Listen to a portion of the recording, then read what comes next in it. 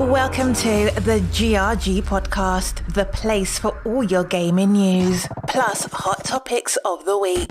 Also, remember to follow us on Twitter at KMEGA4.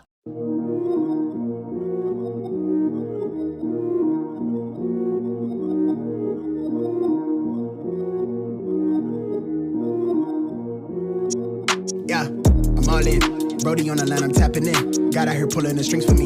A girl on the line, she feeling me. Preoccupied by the motivation. Put in the time, pay the entry fee. Bro on the rise, yeah, he kinda nice. Inside of my mind, no one's real as me. Lately, life has been gorgeous. Wake up to clear, my eyes hit recorded. Praise up to God, I ain't chasing no bitch. Swinging and miss, got me hitting these licks. I get the orders, don't get it distorted. Disconnected, I've been cordless, I've been cordial, I've been exploring. I got a whole lot, but somehow I want more of it. Yeah, I went to tour and put on for the soil. Hey, bruh, remember they used to ignore us? Now they dropped me the pin with the cord and they catch me running through the ordinance. Remember we couldn't afford the whip. Pushing and scraping, that shit was so ageless. We blowing on grapes for the flavors. All of a sudden we major, still independent but no label.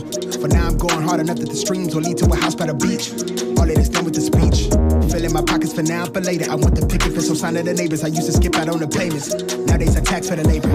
Dog on the line, yeah, he tapping in. I'm staying clear, fake rapper friends. Kamikaze on the traffic cam. Only one shot to navigate the labyrinth of keeping it lit, burn it down to the ash. My life been much more than imagine. I got where I'm at with the passion. Traded all to live it backwards. Pray we make it through the night. Oh, we make it through the night. You can see it. When you look into my eyes. When you look into my eyes. You can see that I'm grind all day. Life been going my way. Life been going my way. When I grind all day. Life been going my way. Going my way. Yeah, the word on my back like a atlas. Lit down the ashes. She do not come with no practice. Recipe, passion, and liquor with God in the passenger. Prayer that crashes. I'm in my basket. Blissful but ignorant. I'm dapper but ratchet. I play around in the traffic. I take the risk. Look at me stack up the chips. I play roulette with the magnum. Right till I die. I'm not afraid of the casket. I'm on the run. I'm chasing the thrills. I'm hungry. I'm starving. I lust for the meal. Lately, I'm blue like the bills. Yeah. I'm elevated, overeducated. I run the race for who I resonate with. I break the bread with you who work the late shift. Break the ground, shake up the simulation. Reshape the sound, needed renovation. All that quickly vacated the premises. I feed off my enemy entities. I rock the crown with a tilt. Ain't nobody done it like this. I'm having fun, I'm wild, I spaz when I serve with the stylist. I'm breaking them over with the hits. Only got one life to live. I'm antisocial at the function. They make me out to be the bad guy. I circle micro, if you had a scope, you still couldn't see us through the glass eyes. Real evasive when it's average chasers. Dressed to kill like I'm going places. Better late than fake, just hoping that we make it. Pray we make it through the night. Oh, we make it through the night. You can see it. When you look into my eyes. When you look into my eyes. You can see that I'm grind all day. Like I'm going my way.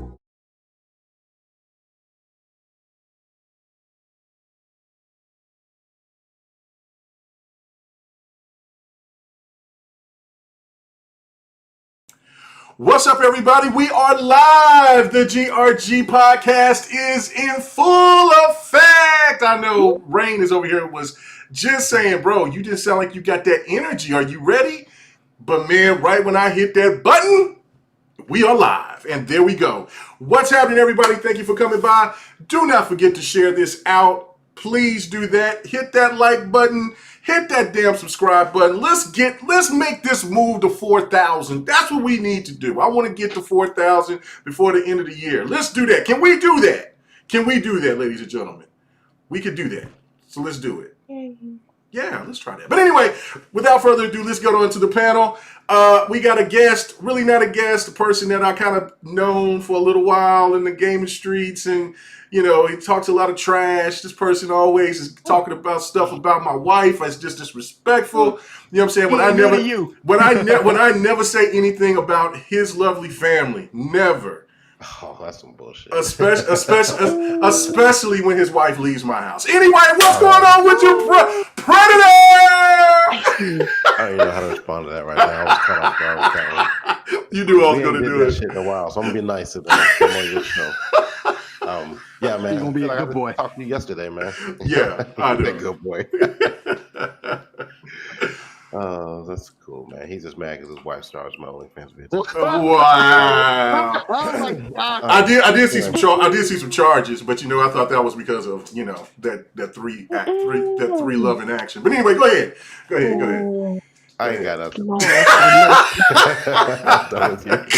He ain't got bars. He ain't got bars. He knows I go hard on his ass. He does. On his ass. Okay. Oh, no, anyway, stop that. Oh my God. Okay, all right. Anyway, thank you, Brent, for coming by. Good night. All right, so let's get on to the rest of the panel. Oh my gosh, already.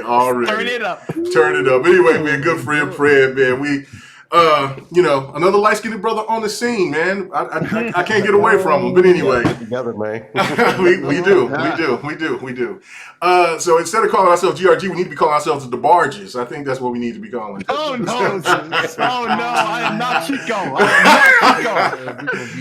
Oh man! But other than that, let's get to the lady. You know what I'm saying, Miss D. What's going on with you? And I will put your link in the description. I do have your link somewhere in some description, but I just don't have it on this one, so I'll make sure that I'll get it fixed. I'm sorry. But what's going on with you? What you been playing? Nothing much. This week, believe it or not, I've been playing Assassin's Creed Unity because it looks beautiful in 60 frames, and the original Division because they got boosted this week. So I've been playing those, going back to them. That's pretty much it. Just kind of enjoying the older games this week, to be honest. Nice. So, okay, all right. So now I've been playing Unity as well, so I totally agree with you with that, 100%. But how is Division? Because I have not gone back to the Division since I've got the Series X, unfortunately. Division looks really good. As far as like the visuals and everything. If not for the UI, I would have thought it was Division 2 at first because they look similar as far as like art and crispiness and all that good stuff. So, which is nice because I haven't played the Division in a minute. I kind of abandoned it after 2 came out, and there's still stuff I've never seen and played, so it's not bad. Servers have been okay. I'm not playing with people as usual, but as far as like just getting around and doing old stuff, it's not that bad. Why are you not a social butterfly? What's the problem here? So when I matchmake, nobody matchmakes with me. And I'll like send messages like, "Hey, do you want to play this?" Like, yeah, and then don't ever join me. No, So I just stopped asking people. You can ask us. I'm sure that we'll be down to play something. What's going on, man? Okay. Yeah, I'm sure. Yeah, people in the panel, man, go hit that girl up, man. You know, hear that, man? Come on, we can't do that to her. I know. Kirby Titan, correct? Kirby Titan on Xbox and PSN, yeah. Yeah. I got you. Hit her up, man. But hit her up about gaming. Don't hit her up about anything else, you freakazoids. Oh, please. So anyway. You heard her, please. All right, yes. All right. So let's move on. Six Slayer, what's happening with you, bro? I thought you was going to be a no-show, but yeah.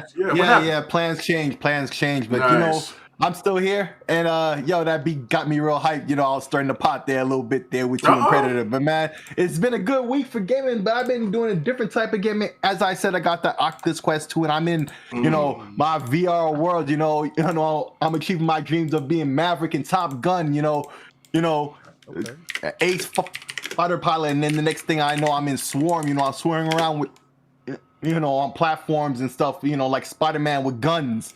For $299, the Quest 2 is really blowing my mind. I mention it every week. In fact, you notice I've been playing on Xbox too often, and that's why I'm playing a lot of VR games for $299. I think a lot of people should look into that. A lot of people who have been thinking, oh, VR is too expensive or this or that. This is a standalone device that works with your PC wirelessly even. I mean, you should look into it. But yeah, that's what I've been doing this week. I've been lots of VR. Nice. Okay. All right. I myself is not the biggest VR fan, but again, I've only messed with a VR machine once. I should say twice if I take it back to when I was a kid with what Nintendo had. With that version of what they were calling VR back then. But yeah, no, I mean, and the only reason why I used the VR machine was because of medical purposes, because they wanted me to so I did that, and it was trippy. It was really weird, but I'm not going to knock anybody who likes VR. I'm not going to knock anybody. I do want to say there's one thing. Okay, RG Viper X is mentioning it, and you've said this before, and it's a legit concern. You call it eye herpes, but basically, Yes. it's it's on somebody's face, and then you taking it, but that faceplate part is removable and replaceable. You can get spares easy, real cheap. So you can just swap them. Keep your own and don't let anybody use that one, and then you have spares for other people to use. It's pretty cost effective. Yeah. So if you have at least that concern, it's something to really be concerned about. You can just get you some spare face pads. That's all. Yeah. I am afraid of that eye herpes. So I just say, I mean, I don't knock it. I don't knock it. It's hey, legit concern. That's the only reason I was looking. I'm like, man, I want to try to see what this is like. If you're the only user, well, no, because there'll be just something sitting. You'll just be sitting there, and the work people ain't gonna care. They might be too busy doing other stuff, attending to other customers, and then next thing you know, boom, I'm like, oh, let me just go ahead and put these on, and that's it. You know what I'm saying? So that's what's kept me away from it. So hopefully, maybe when E3, if E3 comes back to where people can come back to it, I'll finally try it, because that's what sold a couple other people that I know from it. So I don't know. We'll see. Yeah, it's the most popular headset on Steam. On Steam, they just came out, with the monthly updates. What people hardware. It's already the number one headset. I think it's outsold every Oculus. It's really doing well. I'm just so enamored with it. I keep talking about it all the time. I'm sorry. Yeah, no. You sound excited about it. There's nothing wrong with that, man. I'm glad that you're happy with it. And I've heard other people that's really happy with it. So yeah, no doubt. All right. But last but not least, we're going to Steel Rain. What's happening with you, man? What's going on? What you been playing? What's going on, my people? It is I am him, the one and only Steel Rain. Look, it's great to be again here on another Friday after a rough week from work, to be here in the GRG kingdom. Y'all sitting within the rain, man. Let's kick this energy off. And look, I actually have been taking the time to kind of go back and dig into the vaults on some games that I haven't played. And I want to say Dead Space has been an excellent time. I've been playing Dead Space on PC, man. Playing in that good old 4K 60 goodness. And man, for me who haven't, I never had a reason to jump into the series. I've always heard people talk about it, but I never considered jumping into it myself. Mainly because I'm a multiplayer gamer, man. You know what I mean? When you're so caught up in the multiplayer life, you playing with your friends, and you get torn away from single player games. But man, Dead Space so far, it does something so well. As far as like the creatures and the enemies go, giving you that fear factor, giving you that when you got to shoot the limbs off and whatnot, giving you a reason to be, as much as the controls is, the only thing that bothers me about it is the controls. It feels really sluggish. You can definitely tell it's dated. You know what I mean? But having that fear of missing shots, not having enough ammo, or making sure that you're hitting the limbs so that you actually taking down the enemies, man, the experience has been nothing short of amazing. So I'm in the process of working through the entire series at the moment. I'm about chapter 7 in the Dead Space as a current. And other than that, I've been kind of touching on Outriders here and there. I've kind of been turned off of it at this current time. It's just like you got to do more grinding in it, and I've pretty much done everything you could do in the game other than get every legendary in there. And other than that, man, I forgot that FIFA 21 was an EA access. Yes. And I had to download FIFA 21. I saw it and I was like, yo, I gotta play. I gotta jump back into FIFA, man. It's been a while since I had a chance to jump into some FIFA, and man, there's nothing like it. So yeah, that's what I've been into, man. We got some fire topics tonight though. So let's get it. Let's get it. Oh, and last but not least, Pred, what games you been playing, brother? Nothing. I've been working too damn much, but I think the last thing I played was Outriders. I've been trying to get into Battlefield 4 with that, that great goodness that Microsoft gave us, but I haven't even had a chance to get into that. So, like, really, to be honest with you, man, this last week with work, I haven't had a chance to play it. I think the last game I actually played was Outriders, and that's it. So, Okay. All right. All right, well, let's get to these topics. All right, so the very first topic, we kind of do the warm-up, but usually it takes all damn day, but we'll talk about it because I think this is pretty interesting. All right, so somebody posted this, and I posted it, I retweeted it, because it was a good question. I mean, we've talked about Returnal here for the last couple of weeks, and, we're not going to talk about the patch and all that other stuff. I mean, we've kind of beat it like a dead horse, but the question I'm going to have for you, and I'm going to go with, I'm going to go to the lady of the group on this one first. If Returnal was an Xbox game, how would it be received? Would it be the same or would it be differently? I'm going to say differently. And the reason why I say that is, as somebody who's played on both systems of each generation for a couple of years now, I can say that there is a particular community that makes literally I don't want to say career because they're not getting paid, but a habit, a ritual of pretty much shitting on anything that Xbox comes out with. So even if, Returnal came out and had good graphics, had good play, there are certain things about it that I feel like would be ragged on, and there wouldn't, there'll definitely be some commentary and criticism.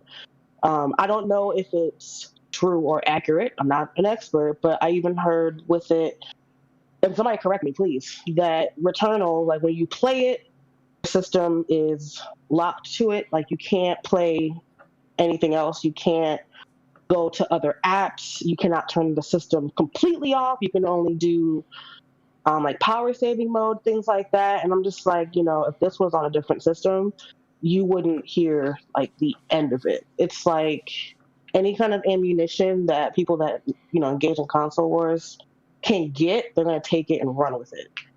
So I definitely think it would be different. I don't think it would be like night and day, black and white different, but we would definitely be seeing a lot of statuses, a lot of accounts that are dedicated to that kind of talk would just be just drooling at the mouth at it, unfortunately. But that's just what I'm seeing, being in kind of dipping my toes in both communities. Because of course, I have PlayStation friends that are just chill. That's what they play, and they're cool about it. And then there are some people that insult other people and just live to bash other people for their choice of plastic. So, what score do you think that it would get if it was on Xbox? That I'm not sure. I think the game itself, as far as what I've read in reviews, people's comments, like actual people who have played it, I think it would have user score. I think whatever it is, I think would have been similar. However, I do think, unfortunately, in the media, there is a bias against Xbox that I've seen. Not a lot. Even with MLB, the show releasing on Xbox, people are like, oh, this is what happens when you release on Xbox. And it's just like, but it's the same game. Like, people have said that they really think it got a lower score and that the game was trash because the devs took time to develop it for Xbox. So there are people out there that just have this mindset and this goal of just every day there's something that they're just bashing on it for. So I can't say a score, honestly, but I definitely think the user score may be the same, but like the Metacritic critic score would be lower. Okay. But that's just my guesstimation. All right. No, I mean that's fair. That's fair. I mean, I don't know. I don't know if the whole panel is going to have a different outlook on this, but I mean, yeah, and I see 108 is in here now. What's up with you, bro? Hey. But I'm gonna go to Brad. I'm gonna go to you last on this one. I'm gonna go to you, Rain. I want to get your thoughts on this because I mean, you seem to be the one that will probably kind of go outside the box of thinking when it comes to certain things like that. It's not because it's So I don't know, but what do you think if the same issues was going on the Xbox that Returnal has, and all of that? What would you do? Would it be received differently, or would it still be getting the praise that it's getting now?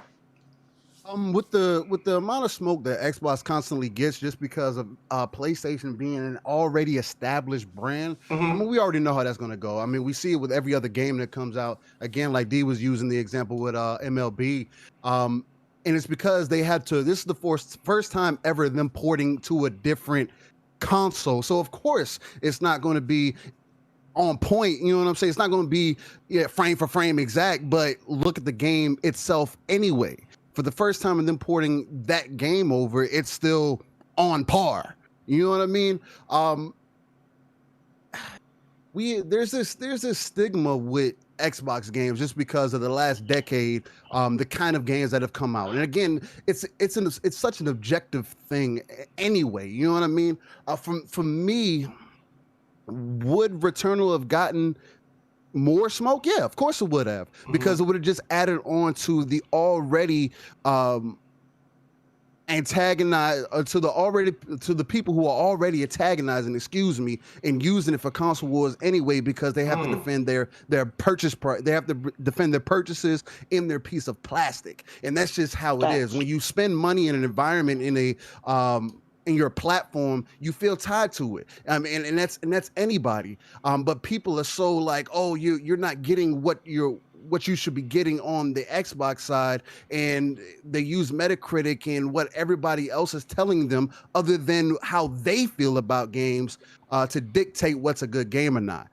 Should it be a difference? No. But we know how these things goes if you base it off of what goes on in the community. And it's not just Twitter. I want people to understand that this is something, as much as people try to downplay it, it's not just on Twitter, as people like to say, oh, it's just our community. No, this is something that goes on in every space. People feel this way. You're just getting a small taste of it in this environment.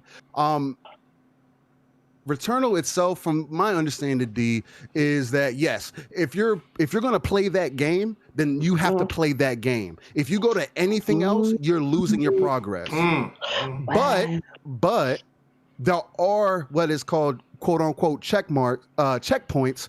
Don't quote me on that. I haven't played the game, but from what I have heard and from what I have seen and from what I've been told, is that there are checkpoints as you beat each, as they say, biome in the game. So you do have a way to move forward. You know what I'm saying? It's just, does everybody have that time? If they're saying, oh, it's an hour to 2 hours to get to that point, not everybody has that time, and that's part of the problem. And so yeah, people would have flushed it down the drain. Oh, look at Xbox putting out another game that they thought was going to be nice, and oh, now it's having all these problems. Oh, Xbox crashed, and oh, look, that we just expect that. But it's never been that way. It's always been on that side of the field where it has been. So yeah, just to answer the question shortly, man, we already know what it is. People got to defend what they feel like they got to defend, and of course, we would have got the smoke the other way. Okay, all right. Well, I'm surprised. Yeah, I thought you might have been a little, not been objective of what, but would have been saying, no, I think that it would have been the same. But okay, no, all right. 108, we hear you, bro. Okay. All right. I'll just make sure. See, you was all right. I was just make sure you was all right. I had my mic muted. I didn't want to come in, Oh, okay. All right. Let me go to Slayer on this one. What do you think, man? Would it be the same? No. Well, first off, man, the mere question, it betrays everything, right then and there. Yeah. We already know what it is. You ain't going to get no disagreement out of me, but I don't think you expected as much. I don't think anybody did. But I mean, it's pretty obvious because it's just straight facts. This is not opinion. This is fact. We know it's these Sony fanboys who are out here who are doing all of this. It was like I was saying last week. Oh, and by the way, last week, I had no idea the game was on the Unreal Engine. I thought it was Housemarque's own engine. So had I known that, I would have been like, duh, yeah, it can come to PS4. It can come to PS3 with the Unreal Engine. That's not front. Just would be super low res. But which only further, like, of course, if it was on Xbox, the user score might be the same, slightly lower, I would feel, but the quote unquote professional reviews, your IGNs and whatnot and what have you, would definitely give it at least a 10% lower grade, right? Like at least. But see, this is the whole problem with this whole situation. This is what I was talking about last week. Instead of people, discussing, the game itself, right? And talking about gameplay, as a community, as gamers, we're talking about games instead of like beefing on Twitter with stupid wars with children. Instead there's lots of things to discuss around the game, and that's not even having to do with the game itself. Is it worth $70? Is it gonna be on the PS4? Because you were talking about that special edition or whatever. It's got PS4 somewhere written on the box or something like that. You get like PS4. You get music for the PS4 or some kind of digital, some audio or some book or something like that. It was kind of crazy to me. Yeah, so I think it was a soundtrack, maybe. Say it again. I think it was a soundtrack or something. Yeah, it was a soundtrack. Because when you was on that show with Infamous in them, weren't you? When they talked about that, was you on that episode? I think he was. I can't remember. I'm not sure. I'm not. I think he was. Yeah, she was. I remember now. Yeah. Because when they showed it, I was like, whoa, what? And so But anyway, I thought that was just weird. Why would you have it for a game that's supposed to be primarily only for the PlayStation 5? Why is it showing? Why do you get anything for the PlayStation 4? So that's what got me to think there for a second. But okay, go ahead. I'm sorry. Yeah, you weren't the only one who had thought that. So, because of that, there's lots of things to discuss about the game as how it affects gaming, especially at this early point with the pandemic and all. The games are slow to come. So how this game, like I said last week, has to bear a lot of weight on its back. That's not. It's not the responsibility of the game to have to, to bear these things, these slings and arrows, of just being out there as a game, in the middle of a drought. It has to be. It's the one that has to, to show and prove if it's worth $70. And a lot of people are saying, they don't want to spend that. But the game, and you talk about the resolution. If it was Xbox, you would be hearing fake 4K all day long. And now knowing that this is Unreal Engine, it would have ran at least with a higher base resolution on the Xbox before it got upscaled or whatever, right? That's already known, and that's just because of the raw difference between the hardware power. We've seen this in countless games. We don't even need to get into that. So even then, it would have been at a higher mark on Xbox, and people would have yelled out, "Fake 4K, blah blah blah. It's an indie game or a single A game or whatever, or Game Pass fodder or whatever the hell." Because if it was on Xbox, it probably would have been on Game Pass anyway. And on PC from day one, if possible. And it wouldn't have been some kind of paid exclusive. We'll talk more about that later. But it would have been as bad as everyone can imagine, has seen countless times in the past. So, okay, what kind of score would you think it got? I want to say the average I've seen is in the 8s. So, like I said, 10% lower, so in the 7s. Okay, probably low 7s. Okay, I got you. Yeah. All right. What about you, Pred? We'll like limit last on this one. What do you think, man? I mean, would the game still get the same type of love, or is it going to be, or it get scrutinized like everybody else has been saying so far? Oh, it would have gotten scrutinized because it's got Xbox's name behind it. Like, I think every exclusive Xbox has, it's like a rule of like 6 to 8 when it comes to the score. Like you can automatically deduct 6 points off of it just because it's on. So and that's how you get your Metacritic score. So mainly just because it's an exclusive and it's an Xbox exclusive. So that would have been, in this case, like some of you guys have said already, it would have got scrutinized for the resolution. It would have got scrutinized for. Hey, Lemon, I hear your TV in the back. All right. Yeah. The way the game saves, it would have got scrutinized for, just gameplay in general. Like there would have been something. And the thing is, this is what got me. I haven't read every single review. I haven't read the Metacritic score or anything like that, but like the issues that people are having with the game now were never discussed. I don't believe anything I saw prior.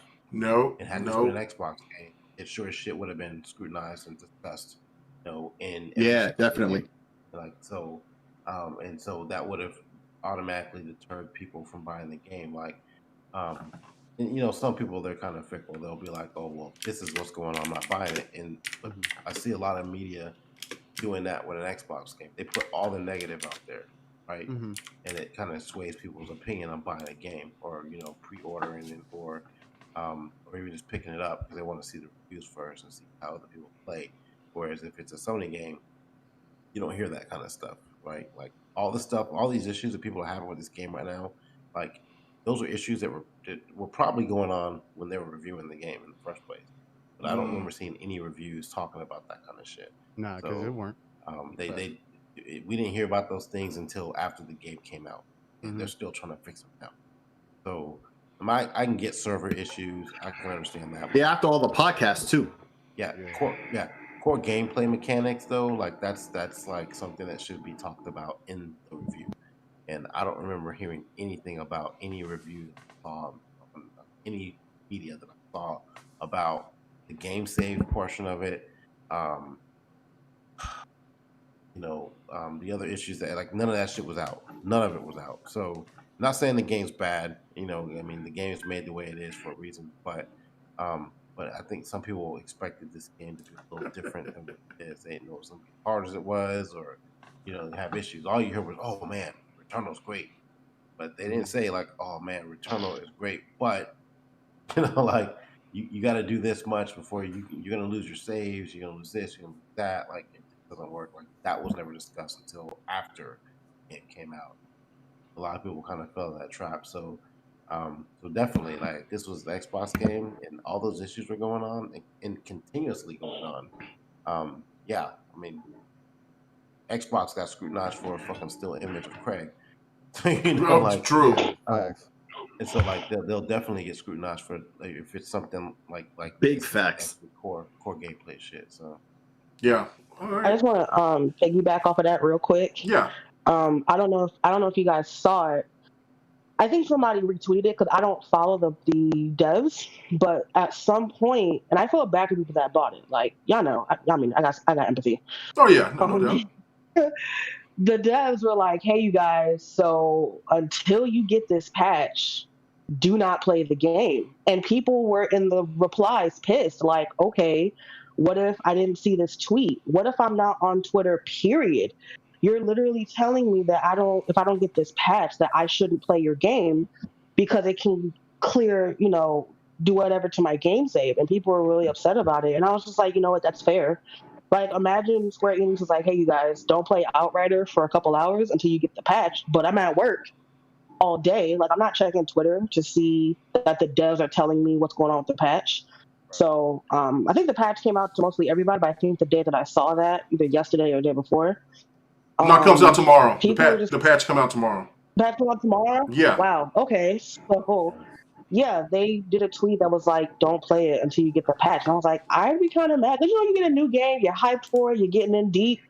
And it's just like, if you're having issues, that's kind of what happened when we were Outriders was I was just getting disconnected so many times and playing alone. So it got really hard. It's just like, I can't play this anymore. I'm going to just find something else. So I really hope to get it together. But to shoot it under the foot, Twitter would explode.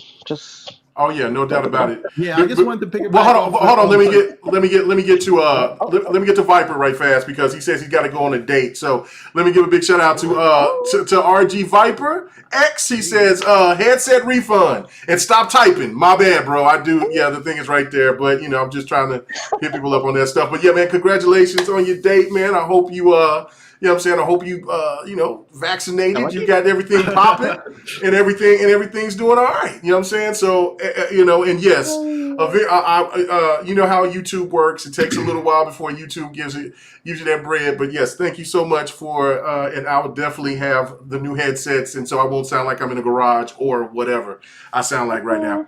But thank you. He said headset fund, not refund. Oh, fun. Did I say refund? Oh, yeah. Fund. Sorry. Oh, neighborhood decided to correct you too. Yeah, headset fun. I got nice. Okay. No.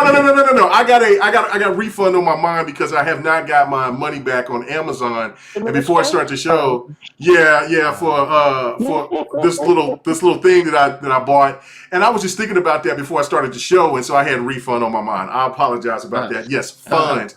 Need to read better. All right, so but yes, the friendly neighborhood blue shell. Thank you so much, man. Headset fund. Got you. All right. So what was you going to say? What was you going to say, Slayer? Yeah, I just wanted to piggyback off of something that Pred was saying there at the end about the whole crashing thing. Yo, it's crazy because not only did all the reviews, and I mean the independent reviews, the professional reviews, nobody mentioned that. Even people in the community, who are in the community who I trusted, I don't want to name any names, but because it kind of sounds salacious, but like I feel like I want to name names, but I'm not gonna. But ironically, the thing, I'll tell you afterwards then, but yo, like I noticed that after all the reviews were out, after all the podcasts for the weekend were done, right? Mm-hmm. Then the words started coming out late Sunday night into Monday about all these crashing bugs and all this stuff. Because before it was like it might crash or whatever, and the runs were long, things like that. But not outright crashing and then it'll erase your all that stuff. And it started crashing more and more often for people. They started talking about that a lot more often than they ever did, right? Mm-hmm. And all these things happened after the reviews were out, after all the podcasts for the weekend were done. That night, on Sunday night into Monday, all of a sudden I'm hearing all these reports. And I'm like, this is not a conspiracy because everybody missed out on that. Did people mention crashes? Yeah, but not to the degree that it was by Sunday night. And I found that weird. It can't be some kind of conspiracy or everybody was cahoots not to talk about it until now, because there was too many people, too many names who just wouldn't have abided by that. Everybody's a snitch nowadays when it comes to minor stuff like that. Everybody will snitch on themselves left and right. So I just feel like, so why did this happen just then? That just was weird to me. It just had me squinting my eyes, what the hell is going on with this game? Like, because it changed my opinion completely about what I was saying last week. Now I feel like, had I known that, oh no, I'm not buying that game for any price. Forget 70. I wouldn't buy that for 20 if it's doing that. No. And that's how I feel now. Okay. And I just wanted to bring that up. All right, okay. Okay, before I get to Lemon, I got to hit the Decker. Thank you so much. Headset Fund. Headset Fund. They're not playing. They're not playing. Thank you so much. Yes, I'm definitely going to get that taken care of, man. I no doubt about it. And yes, thank you so much, Other Zinc, for the for the disrespect to Record. But Other Zinc does not play no games. So what you got, Lemon? What do you think, man? Are you going to be on board with everybody else, or do you got a different take on this? I ain't only one thing I'm gonna say. If this is Xbox would be worse, but we gotta stop. First of all, this ain't the first game to come out that's having problems. Mm-hmm. Everybody should have been beefing about Godfall for $70. Oh, that game is terrible. It ain't nothing but a bunch of particle effects and colors. Oh man, Returnal is a better game. Why you come in here with that slander like that? What are you doing, man? What's wrong with you, man? Listen. It's not fair if it's true. Listen, I want my $6.50 back. Oh, well, okay. I'm sorry. This is the facts. Returnal is a better game, right? Mm-hmm. Roguelike games are not for everybody. Where's all the smoke for Demon Souls and and Dark Souls? Where's the smoke? You know what this is about? This is more about negative banter for no reason. Jeez. Yes, the game is broke. We had a game in Battlefield 4 broke for 2.5 years. Nobody really complained. They just kept dealing with it. Servers broke, shooting broke, graphics broke. It's not the first game. Cyberpunk, big game, came out. Stupid, mad issues. But it's great, though. It's great. But the thing with this game is it's a $70 game. Oh, is it really a $70 game? That's the thing now. Is it worth $70? Mm-hmm. That's the thing. That's what we're doing now. We just going to pick and choose when we decide. And I'm not talking about the console war people. I'm talking about the gamers. Don't tell me, oh, I don't save right away. I have to play an hour to save. All of them roguelike games are like that. You play Demon Souls? Same thing. You die at the boss, you go all the way back to the beginning level. What's the difference? Somebody please explain to me what is the difference. Now, what the Part 6 said, they should have said this in the reviews. They chose not to say it. And then when it hit the market, Now they want to sugarcoat. Hey, well, it didn't happen to me. Well, it didn't happen to me either. But if 1 million other people say, yo, it happened, I can't say, like my daughter's godfather would say, well, I don't see that. That don't mean it's not happening. But we are destroying this game. We're trying to dictate the work that they put in this game if it's worth $70. That baseball's worth $70. That goddamn what you call it, man? Oh my God! Outriders is worth $70. 2K is worth $70. You know That's why? the question you should ask of every game. Because these games, right? They're next gen titles. We know the cost to make a game today is not the same cost it was on 360. So we should have had a price hike. We had a $65 price for 99% of our games. If you don't buy the special editions, the add-on, the bonus, the collector's editions, all these games for $65. But the budget hasn't changed. Grand Theft Auto was $65, right? Wasn't that the highest budget game in the history? Now it's Halo Infinite. You get where I'm going with this? They should have been raised the damn price. So Sony don't have Microsoft pockets. Okay, they charging $70 for their first party titles. But 2K's charging $75 too. So it's a smoke for 2K. 2K been talking about it. 2K can't even save your goddamn settings. I'm still taking off the shooting meter. And it doesn't surprise you at all that they were the first ones to do it. But this is what's killing me. This is what's killing me. Everybody's on. It's like for the media to disrespect the Microsoft game, it's clickbait. It's points to destroy them. Points. Yeah. I'm going to see what they said negatively. Right? And then share it. And then you get another game like Returnal. Okay, it's getting some smoke. All right, but y'all doing not y'all, but it's too much. I haven't. That doesn't mean this exists. The thing. I was playing Recall yesterday for about 4 hours. You know what Recall did to me? How old is Recall now? Oh, about 5 years old, 4 or 5 years old. Okay. Yeah. Why did I end up trying to look like I was playing in first person mode because the camera got stuck? I was in first person mode. Then the HDR in the game, it dropped the ceiling of the sky and it was on top of me. It just looked like a bright light. Did anybody see that? I did. So I said, wow, they talking about Returnal.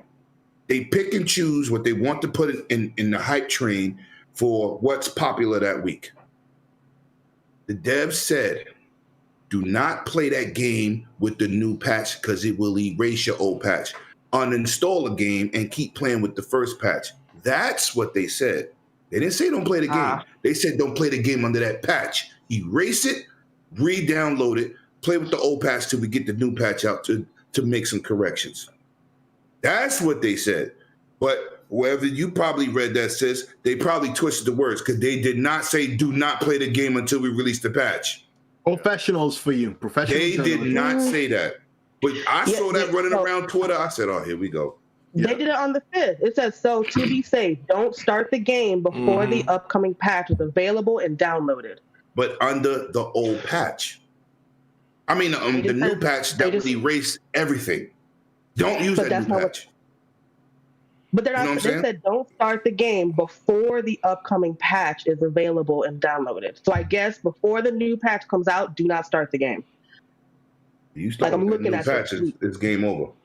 Well, that patch comes out tomorrow, so we'll find. Well, the patch comes out tomorrow. We'll find out if people start complaining if that patch started erasing stuff. I didn't install the first patch because it hit the internet so hard. I was like, nope, I'll wait. But the smoke that it's getting, it's like every podcast talking about it. Major subject on every major media outlet. And I'm just like, where's the smoke for all the games before this? They don't even talk about Cyberpunk no more. Know why? Oh, no. Because it's not the hot subject for clicks. Oh, no, it's not. Until Cyberpunk comes back. Right. Right. This game doesn't deserve what it's getting. What they're going to do is make Housemarque look so bad, Sony going to not back them again. Well, I mean, Housemarque sit there and fire back. Did you not read that tweet saying, look, this isn't our issue. This is a hardware issue. Did you not see that tweet? Yeah, I saw that tweet. It sounded real salty, but yeah, it don't matter. I mean, the issue. Yeah, it looks like well, yeah. But hold on, no limit. This is house smart, but for house smart, right? But no, it's smart for house smart to do that. But this is the difference, and I totally agree with what you were saying that it don't matter because we're talking about a certain base that are apologists instead of like other people that will just go out and say, no, look, Sony, fix this shit, get it together. You know, we love this game. You got a good new IP right here that we'll love and support. Get your console right. Patch your console. Get it together. Do what you need to do. But instead, what will they do? They will just shut their mouth, or they'll attack the game itself. They won't attack Sony. Should they have pulled it off like they did Cyberpunk? Oh my God! Well, They're not going to do that. You know why they did that though. Cyberpunk. First of all, they're not sponsored by Cyberpunk. That's not the lead platform. That's number one. That's not their game. They're not vested. They ain't pulling nothing they made and put money into. Imagine pulling your own game. You see how that would look? You can pull a third-party game. Hey, that's their problem. Hey, we don't want to sell that no more. And Sony don't like giving back money. Sure. All right, so they was gonna stop that real quick. Oh yeah, Returnal is not gonna be off the market unless it's a total disaster, way beyond this banter. Yeah, no, it wasn't a total. It was bad, but it was a total disaster. Yeah, it wasn't a total. You know what I'm saying? Like, Cyberpunk got ridiculed mostly for last gen. Horrible. Can't perform. It can't be done on those systems. Not at that degree, because it ain't like we don't got a Grand Theft Auto on it. They just tried to keep those graphics and put it on last gen. Last gens can't do it. They didn't want to miss out on that money either. Mm-hmm. You know what I'm saying? Because I played it on my Xbox Series X, and I ain't had no problems. You see a glitch here and there, a couple pop-ins once in a while, but it wasn't. You go and look at an OG Xbox or vanilla PlayStation, 20 to 18 frames. Are you crazy? Yeah. Pop in right in front of you. People not even got textures. It can't do it. So why put it there? Funny. You only made your game look bad. If that game just released on PS5 and Xbox, it wouldn't have got none of that smoke. Oh, it got a couple glitches. But being that it was so bad on last gen, you like, damn. That's what it was. But some of this smoke, man, I'm not feeding into it. I know Xbox or Microsoft as a company. Forget Xbox. Xbox get that smoke because Microsoft owns it. If that system was made by Nintendo, it wouldn't be getting that smoke. I can guarantee you. Oh, God, it would have been the most beloved system ever. Right, yeah. Microsoft and Apple are the hated ones. That's a fact. Everything they do, look what Apple did there. You can't do this. You can't do that. I'm going Android because they let you do whatever. And then the same thing for Android. They complain about everything on Android. Oh, it's open source. People do this. They let you do that. There's no security. Listen, we living in a world. And I'm talking to every gamer out there. Some of y'all need to pull your panties up and play the game and stop crying. Because in our day, we didn't have the ability for patches, fixes, and remakes. I want the game to be easier. You want a roguelike game to be easier? First of all, you shouldn't even be playing that. How many people bought Sekiro and thought it was like Ghost of Tsushima style game, like a Tenchu? Oh no! Oh, a lot of people did. Yeah, they sold 5 million copies right away for a long time, and then everybody was like, "We need an easy mode." No, that's like Demon Souls and Dark Souls of samurai games. It's not. Reviewers got laughed at for that. Yeah, right. No, the game is amazing, but it's hard as hell. It's hard as hell. How many times, bro? It's roguelike games. That's what they do. How many? I got Hades. Awesome game. You know how many times I've done that game? Oh yeah, in a sitting. Maybe like 50 times. That game is hard. Yeah. Oh no! I gotta go on Twitter and say I need an easier mode. It's not for you. Nope. Man up. That's it. Man up. Just a minute. Get your game on. Right. That's the whole thing about. And this is something that I got to give Colin Moriarty a big shout out for. There was a clip that came out today. Big shout out to Super G, aka the driver. He posted something that he said, which basically saying that reviewers are lazy now. You know, they are all about being lazy and bitching and moaning about that they have to review a game, and they never. And you see, and he says, "Look, I've worked on both sides. I've worked in the blue market, and I've worked now, you know, in the white collar market." And he says, "Yeah, no, I don't ever want to go back to the blue collar market because that's steel workers, that's grocery, you know, waitresses and you know, mixer drivers and city bus drivers and everything else. You know what I'm saying? You know, it's a whole different animal when you over there." And like he said, it's a whole different animal here. So step your game up. Stop being here, or somebody's going to start taking your spot and start reviewing these games better than you, and you're going to lose your fucking job. This is, again, where we're at, where people, and like I said, he just hit it right there, is that, and I've noticed it, we've all noticed it. It's not something to just say, well, we just want to blame Sony for because Xbox games just isn't panning up. No, there are some PlayStation games that last gen that damn sure outperformed damn near every Xbox game, if not all of them. You know, I mean, Ghost of Tsushima is one of those games that was absolutely amazing. It is up there with me with Gears and Halo 5 and all that. Yeah, that's a game that didn't. That was a game that I got on, and people know me. If I get on a game and you don't, and I don't get off of it, you see me playing that game consistently every day. That game I'm lost. I'm in. That's the game that should have gotten Game of the Year, but because of politics. Right. Because of politics, they can't get right. What would be more rewarding is a game like Ghost of Tsushima, a brand new IP from Sony. That to me would make Sony look better than going back to a game that had all this goddamn controversy. But again, they wanted to save face because of the fact that Naughty Dog is supposed to be the all powerful. In my opinion, Ghost of Tsushima was the better game. The story was a hell of a lot more compelling. You know, the ending of Ghost of Tsushima was so raw. Like, it left you with just. Did you beat it? No, not yet. No. I'm just saying it was so. I'm not going to tell it. I'm just saying it was so raw. Like, yo, and when you got, and I can understand, like, for people out who likes the Last of Us 2, that ending to me was just so incomplete. And so that's why I'm like, they gotta have DLC with this. They gotta have DLC. But no, regardless of the fact, I mean, it's all in the eye of the beholder of whoever likes this better than the other. But for me, this is just one of those things where, look, reviewers got to start doing their jobs. But if they're not paid off, they are definitely influenced. And it is clear as day. I got another thing to say. What was all that smoke for Last of Us 2 when you shooting guns with no arms? Huh? All the roll through desk glitches they had. In what? The problem with Spider-Man. In The Last of Us 2? Oh yeah.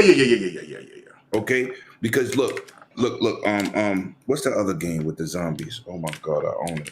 Days Gone. Days Gone, right? Yeah. That game got destroyed in the beginning for months. Yeah. For months. This broke.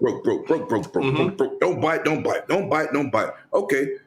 Last of Us came out too, broke as hell. Oh no, this is an established franchise. Really? We're not saying what she had no arms, and I was like, I didn't know that. Yeah, it was broken as hell. Yeah, broken. No clip. And but you know something? What was crazy being that's an established franchise for Sony. Where was all that smoke from these goddamn reviewers? None. They quit to kill a new IP. Something they would have never did that to God of War. No, and God of War had glitches. I was streaming the game and it was glitching, and you know, people was like, I haven't seen that before. Oh, okay. I mean, and I didn't trip. I'm like, look, this happens in all types of games. I mean, there's very few games that you can play that doesn't have, you know, any type of issues or problems whatsoever. So it's fine. It's just, for me, is that when I brought it up, like, listen, we can't just say that this game is absolute. This is why I say no game gets a perfect, because there's no, if there's imperfections like this, then to me, you should not get a perfect score.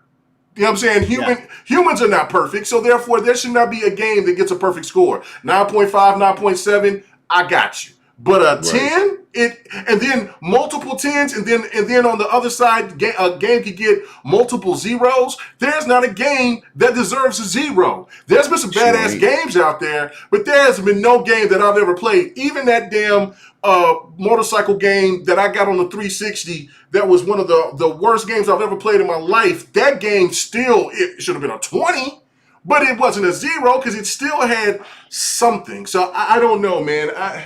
I don't know, but go ahead. Let's go ahead and the media is a fraud. Yeah, and it's fraud. These soft porn gamers are frauds. If you can't play a style of game, don't get on Twitter and start crying. Don't be threatening the devs. How dare you? All this stuff. I'm like, dude, first of all, you don't even know what it takes to make a game. You can't even spell half these titles y'all out here playing. Y'all complaining about. Y'all complain about guns in Call of Duty, guns in Rainbow. This gun is OP. It shoots 7.62 carbine bullets. That could take your head off. Oh no, they should tone it down. It's killing too many people. What's the difference in bullets then? They all should shoot 9mm, every gun. If you're gonna complain about the power of something else because it's supposed to be representative of the stat of the gun. Jesus, man. It is crybabies. It's crybabies, man. About everything. All right, man. And the media is the professors, and they're teaching these people how to be crybabies. Yeah, no, I totally agree. The review with is crying for easy mode. Since when? Yeah, no, that was. I completely disagree with. Yeah, I completely disagree with. Me and Pawn talked about that last week on Living Split Screen, brother. Like, I'm so up to mind because I'm a Dark Souls player, brother. I like difficult games. I'm also the guy that will put every game that I play on the hardest difficulty, and whether I struggle or not, I tell myself get good at the game. Facts. But I also want to experience the game at its full potential. You know what I'm saying? Like, I mean, and there are some games where it's like the hardest difficulty is completely unnecessary. So yeah, you can roll one back, but there's a lot of people who don't want to play that way. You know what I'm saying? There's right, and I'm not mad. Call of Duty, but there's games on a real setting is ridiculous. Playing on a real setting on Call it. I'm not doing that. I'm a Call of Duty retard. No, sir. That's a little bit. It's retarded. They sneeze on you, you dead. That's not fun. And it's like in these games, like in games like this, and your roguelike games, again, I think that's the most egregious thing. They didn't tell the people what it really was, and then now, through the reviews and everything, everybody said it was flawless or it was a great game, and now, boom, it's out in the wild. And again, we're having the same issue that keeps happening, and why people keep getting frustrated and don't want to spend $70 for games. This is exactly why. Because this keeps happening. Right. Why does Resident Evil look like the first game that's about to come out in a long time? And again, these are the reviewers saying it, but I have seen a couple people who have actually played the game say that they have had a flawless time with it. And no major issues, no big bugs. It's been a solid game. And Rain, something Six said about what is being rendered inside the system, right? First of all, that's not what hits your TV. I don't care what's being rendered inside. Right. Yeah, thanks. Second of all, he said fake 4K. Y'all do know. I seen everybody talk about Resident Evil. It's gorgeous. It's beautiful. It's perfect. It's this. It's checkerboarded. Shut up. It's fake. Yep. 4K. But that's okay for that though. Yep. That's the thing. Exactly. Oh that's the thing. Hold on, let me read this super chat, and then but that's what they would have said though. We will get ready to get to the second topic. Okay, all right. As usual, the first topic does not disappoint, ladies and gentlemen.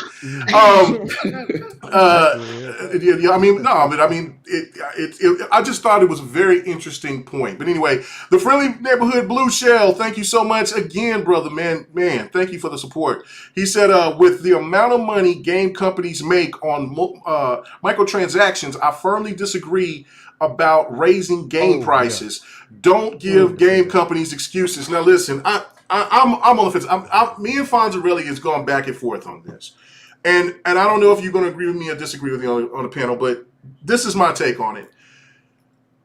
How long has it been since there's been a price hike with video games? It's been about years. Close to I would say about 20 years. I was going to say close to 20 years. 360 came out. 2005 when the 360 came out. I was gonna say about 16 years. Yeah, she had it knocked up. Yeah, she had it right. All right, so we got close to 20 years, right? So if we get to the 20-year mark, right here, the 20-year mark here, another 4 more years, and then Xbox decides that they're going to raise the prices too, because you gotta put in this thought about it. There's now real actors and actresses. I mean, I understand that there's real actors and actresses and voice actors and things like that that's been beforehand, but now it's the likeness of these actors and actresses. And even so, to the point to now, and with this new technology, like when I was explaining, like I seen Don's game here a couple of weeks ago, the models, like, ridiculous. Like, I mean, they look like real people. This one male character had he had the person like talking, but you couldn't hear anything. But then it had a blink in his eyes and left, right, up, down, whatever. And then he put a close up on the eyes. You can see the red veins in the character's eyes.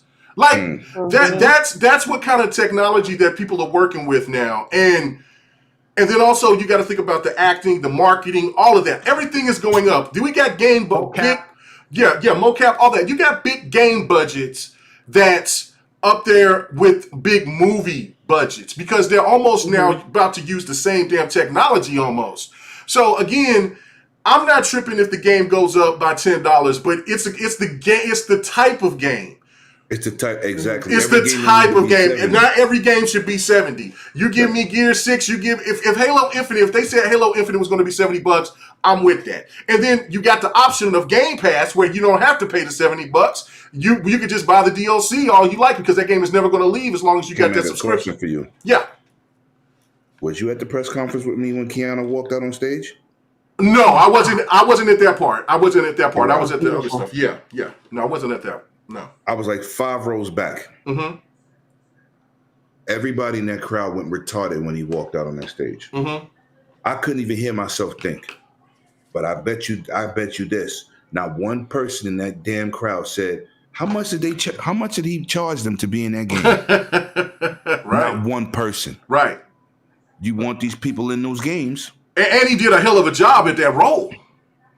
But like, you're not looking at the behind the scenes. I want y'all to hit up 4 Guys with Quarters, right? Mm-hmm. I was on a panel doing an interview with Erin Fitzgerald. She's a voice actress for characters, cartoons, long span of a career. Just go look at that interview. See what it takes to do the on fire scenes of the Last of Us characters. What these actresses and actors are doing to give you the emotion in the games. I ain't say a major role because she's also in Nier Automata and Nier Replicant and Persona 4 and 5. But I want you just to listen to that interview and get an idea what it takes to bring these characters to life. And what do you think they're charging these developers? No, okay. I mean, and I feel that. I definitely, I see, because I'm of two minds as far as plus that, inflation. As far as like we can put all that into consideration, but we also have to take into consideration that when you have games like League of Legends, and I'm just going to use this as an example because it was the easiest example that I could find, where on average the typical player spends $92 a year. There's 115 million active players on League of Legends. They're making almost $11 billion a year off of this game. That is why I do not agree that they did not have to raise the price. We can sit here and say every game is different though. I didn't say that's a fact. Halo should be Halo. God of War. Those are huge budget games. Facts. Like the first Avenger movies. The first one cost $150 million. Yes, facts. Come on, I mean, like you got games topping that.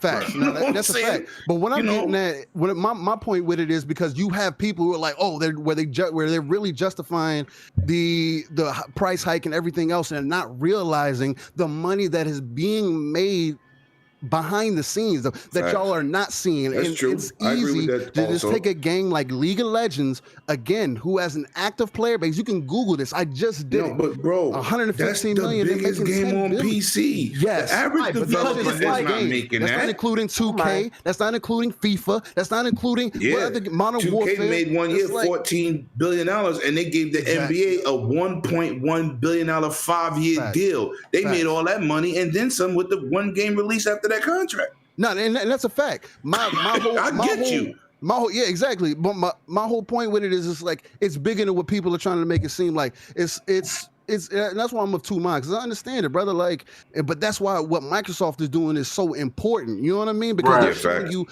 don't have to spend $70 on games anymore. The game could be $40. You don't have to spend that anymore. Mm-hmm. That's the PC model, pretty much. Oh, yes, exactly. Oh. I had a small point real quick, because I too feel very ambivalent about it. It has been 16 years, and part of me is like, you know what, it's taken longer, game files are bigger, but on the other side of the coin, it's like Call of Duty Mobile, not regular Call of Duty, Call of Duty Mobile makes $7 million a day. Grand Theft 5 made $0.8 billion in 3 days. It is the biggest piece of media ever. No book, no movie has made how much. It has been the top game for 7 years, top 10, I want to say, in the UK. My only issue with the $70, to be honest, when I first heard about it, it wasn't Rockstar, Take-Two, Naughty Dog, any of those people that were like, yo, this shit costs money, y'all got to pay up. Because, I mean, we pay money. You know what I'm saying? We pay the money. We're adult, we pay the money. It wasn't, those people who were like, all right, y'all got to pay up. It was 2K. It was FIFA. Call of Duty. The ones where their lifespan is 9 months. I'm not going to say a year. Yeah, Madden. By the time the 9 month comes, Madden. But look who you're mentioning. You're mentioning annual games that got a dedicated crowd. Right. Correct. Where you they like, we know how to get more money. Oh yeah, I got caught. Yeah, I did an Ultimate Team a couple of years ago. I did it 2 years in a row. A couple of years ago, I know I spent a good $100 on the last one that I did. The $100 on top of the Ultimate Deluxe edition of that Madden. And then I know. And then this is when it hit me. It's when I went and got the next deluxe edition of Madden.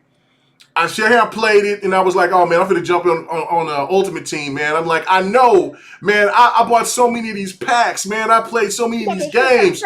I'm like, man, I know this shit carried over. I know it did because got him.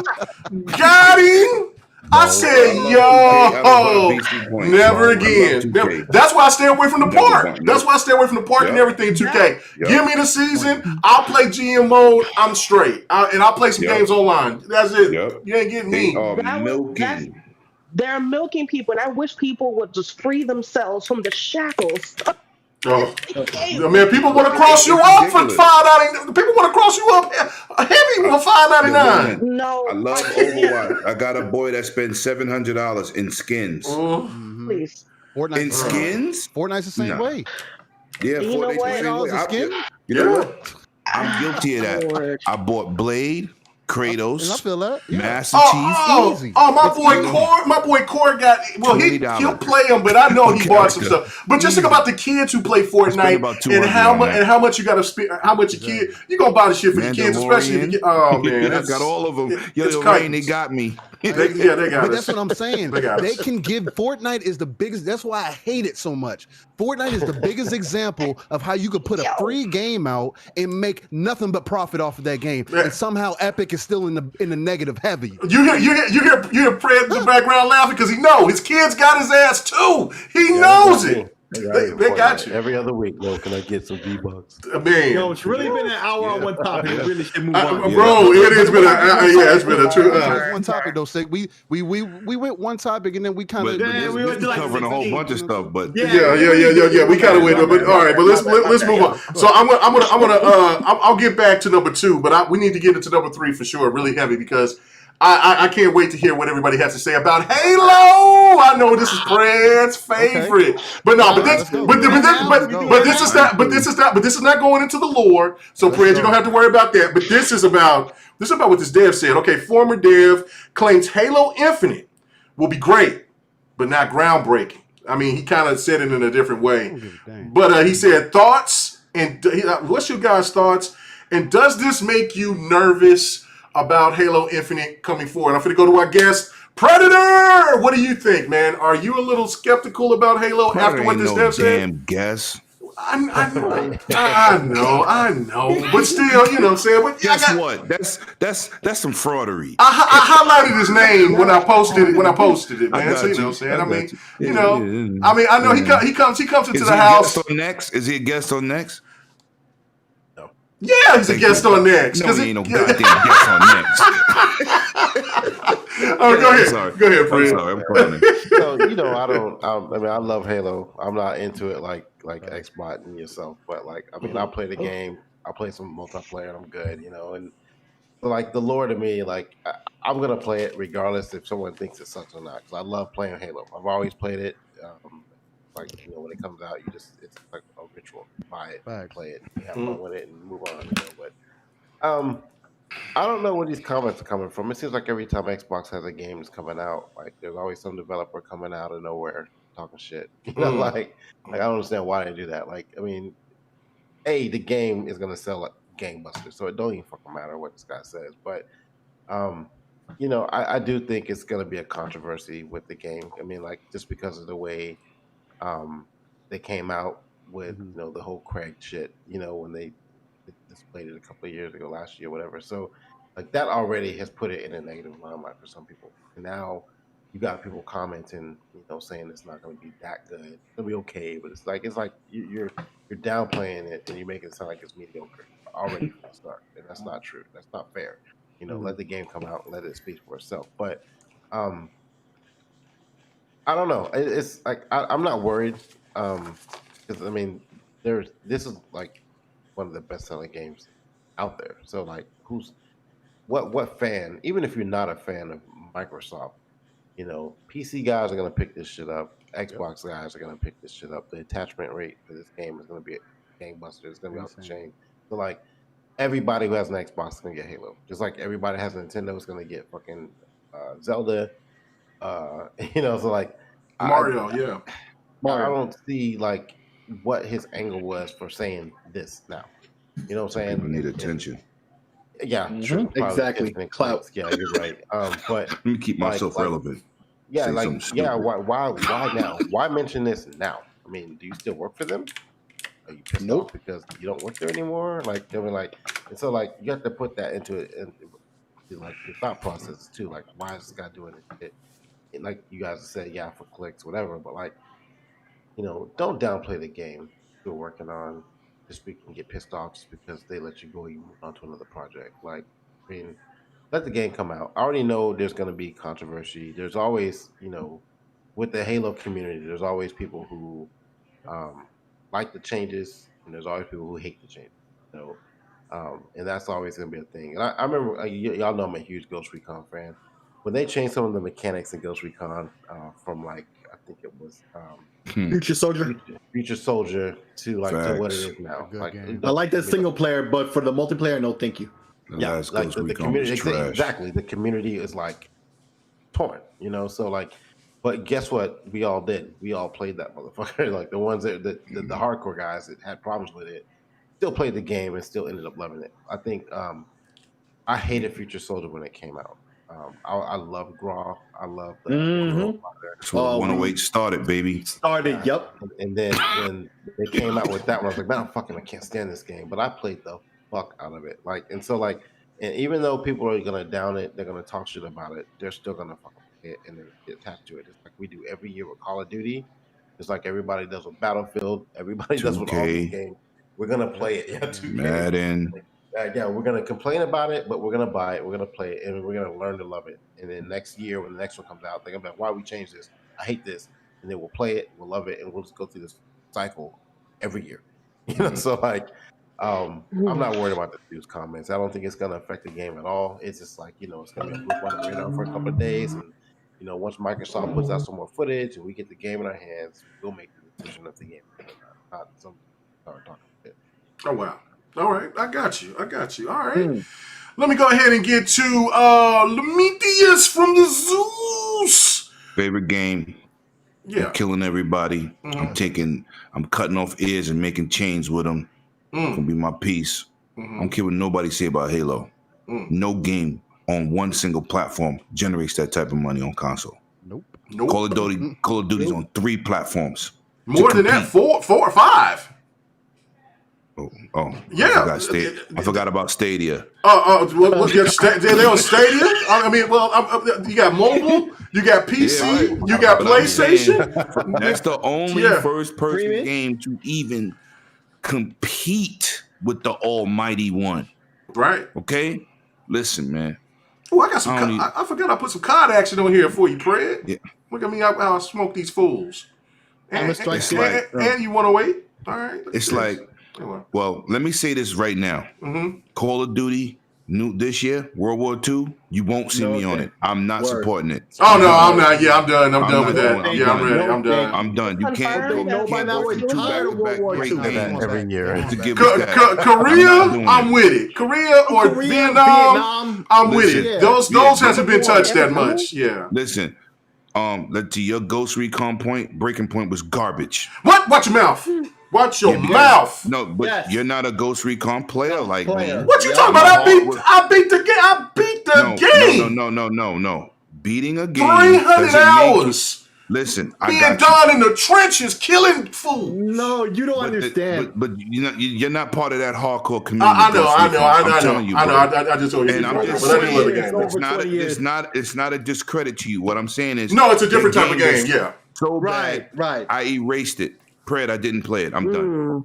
It just disconnected. Man, it just disconnected. You know what I'm saying? It was bad. My you're the first guys now. I heard a lot of people. And hold on, let me read these super chats right fast, and then I'll make my point. Henosis, he says, "Great discussion, chat. Thank you so much." And then I see Dirk Griggity. What's happening next week, brother? I'll be on your show. He says, shout out to the panel. Y'all keep doing y'all's thing, GRG, no doubt, man. Congratulations on y'all, what y'all doing over there at your podcast for sure, brother. Shout out to my super chat conversations to take up all your time. I'm making you read all of them. All the super chats, yes. Sir X-Man in the building. He says, I was at the auto dealer for 5 hours playing the baseball game, right? I didn't have any problems playing on xCloud. Okay. Oh, he's not playing it. xCloud is legit. That is the truth. Roof. I just added the you know what's crazy? Yo, Sir X-Man, shout out to you, man. You finally upgrading that goddamn go-kart? I appreciate you, bro. Yeah, he said he was going to go ahead and get him a 1987 GMC truck. With moose horns on the back. That's what I'm talking about, bro. Some 16s. Yeah, some 16s. GMC truck. GMC with the old with the short cab. Let's go ahead, bro. But it's like I ain't worried about Halo.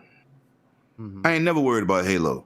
That's their cash cow. It's the only game, like I told my boy Oppie Op, too young to understand these numbers. That's the only game. He's all about the cancel culture now. What I'm like, what are you reading on the net, brother? It's like betrayal. Halo comes out, they're gonna compare it to the last movie, Endgame. Yep. Blockbuster weekend money. Yes. There's no game they talk like that. They don't say, "Oh, Halo beat Call of Duty," or "Halo beat Last of Us." Halo has broke another box office weekend movie release. That's how they talk. They don't never mention Halo with another game. It's disrespectful. Anybody worried about Halo, you crazy. You didn't have to like the last Halo 5 campaign. Me and KMEGA had this conversation. I said they're not gonna like that story because it's like Superman when they made him bad. People was like, we ain't going for that. Remember we had that conversation, KMEGA? I said it's not gonna work. You can't turn this dude into the enemy. You giving a perception of somebody that is a hero. But that's the messaging. That was the message that messed up the game. Messaging. The game wasn't nowhere near. The game wasn't even nothing about that. Like that was the whole point. Right. Though. But the perception. Okay, they brought in another team. Oh, we don't like them. We just want to see Halo. It was so toxic. Phil had to walk out on stage and say, "And yes, you're just playing as Master Chief." That's how big this game is. They can't drop the ball. They won't drop the ball on any of their top franchises. You only can compare Gears to itself and Halo to itself and Forza to other Forzas. Oh, is Forza 5 better than Motorsport? That's the competition they got. That's not a bad thing. But Halo will be fine. Some people just speak because God gave them a mouth and they want to hear themselves. That don't make their conversation or their comments valid. Some people in the industry, Cliff Polinsky, don't need to be talking in front of a camera. He still talks like he got attitude about shit. He do. Just some people, you have to look at them like the dude from Platinum Games. I wish Bloody was here to say his name. He's another one. Oh, that dude. And he likes to talk when he got the socket in the system. Mm-hmm. He likes to talk when he wired. Oh, now it's Microsoft's fault you didn't get this game. We don't own it. You don't own it. And they told you you're fired, stealing money. And Microsoft could have destroyed them. Yeah. For that, what's that game again with the dragons? Scalebound. Oh. Yeah, they could have destroyed Platinum Games. They could have just sued them and they would have never recovered financially. Microsoft just let them walk off into the sunset. You just ain't getting no more money. It would have made Microsoft look bad. 6 months later, he's begging, please let us do it. Yeah, because they gave y'all let's buy the IP. Oh, no. Nah. Nah. Then that's the first time they ever had a big budget game. Ever. Yeah. $150 million, and y'all dudes squander it on Japanese titles for the Switch. Disrespectful. You don't have to worry about Halo. It's in a good space. They got 400 plus developers working. They hired everybody in their it was 1,000. Sure. 1,000. Oh, damn, it went up. 1,000. 1,000. So now, they're making sure you're going to get a AAA experience. They're not spending $500 million to be playing with that game. Nobody, Microsoft got money, but they're not throwing money out the window. Shout out to them not buying Discord, who tried to pimp them. Let me say something about that. Because Discord came to them. Hold on. Let me say something about this, and I want people to use common sense. They went to Microsoft and said, you could buy us for $10 billion. They just bought how many games underneath that ZeniMax deal? Engines, physics, IPs for $7.5 billion. They're going to buy an app for $10 billion? Retarded. Anyway, just want people to just notice that was just stupid. Discord was bugging. We'll do a partnership with Sony and let's see how that works out for you. Let me read this super chat right fast. I apologize let me Cerebral Paul. My bad. I see you over there on Twitch. My bad, brother. I didn't even go check over there because it was piping hot over here. But he said, I don't get a shout out. Screw you all. Damn, bro. We don't see that. We all on a YouTube page. You can switch over. But I know your PC and cell phone do YouTube, Mr. Paul. But Paul would like to look. I loved you coming over there to fight night and you and Sir X-Man getting down. That was awesome. When y'all was over there fighting, playing those fight games, that was great. Child of God. Both use old characters. You know, Sir X. Franks. What's up, homie? Yeah. Thomas Franks, Mr. Franks. He said, my brothers, what's good? Halo is going to be good. Halo will always be on top. Halo only getting hate because it's Xbox. Halo is still king. Absolutely. Yeah, you know what? And I'm going to stop on that note. Thank you, my brother. Thank you, Thomas Franks. Yeah, and also you forgot we had one of the sisters on the show as well. So So yeah, and I got to, and you know, she gave me an earful like, I don't see my name in the description. I'm sorry, I got you. Okay, all right. The voice, you gave it the voice and everything. You know you gotta. I'm sorry, D, my bad. I'm retarded. All right. I'm a little slow. I'm Okay. sorry. Women's wrath, bro. The women's wrath. Oh yeah, You earned that one. Oh man! All right, so let's go to D on this one now, since she's ready to go. Yeah. Let's go. Yeah, get it over with now. Yeah. Let's get it over with. So D, what do you think, man? Is Halo in trouble after what the former developer said?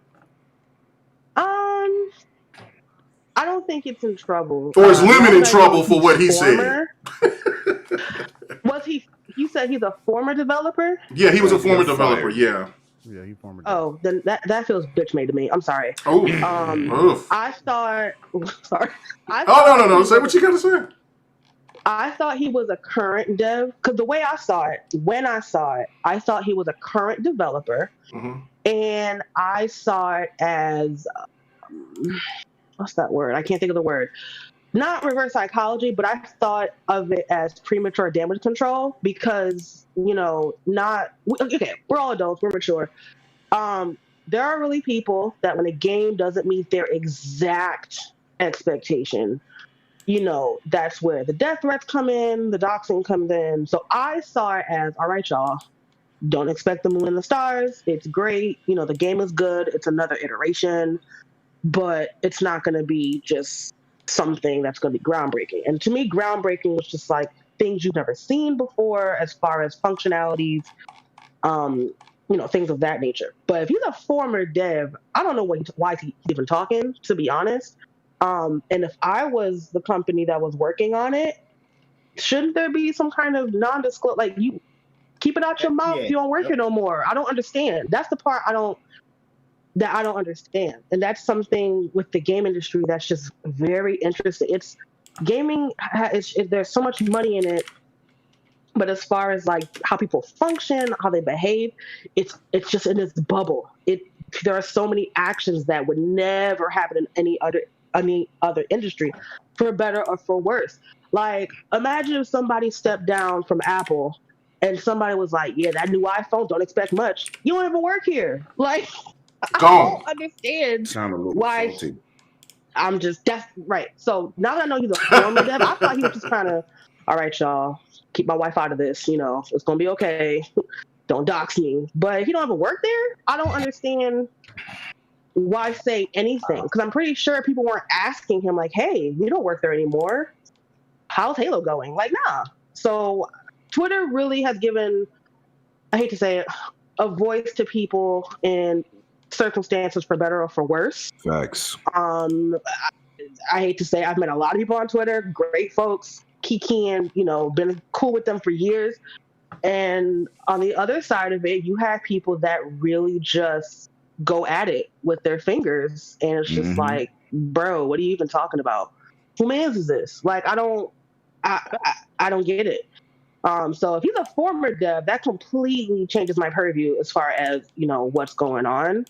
I don't know.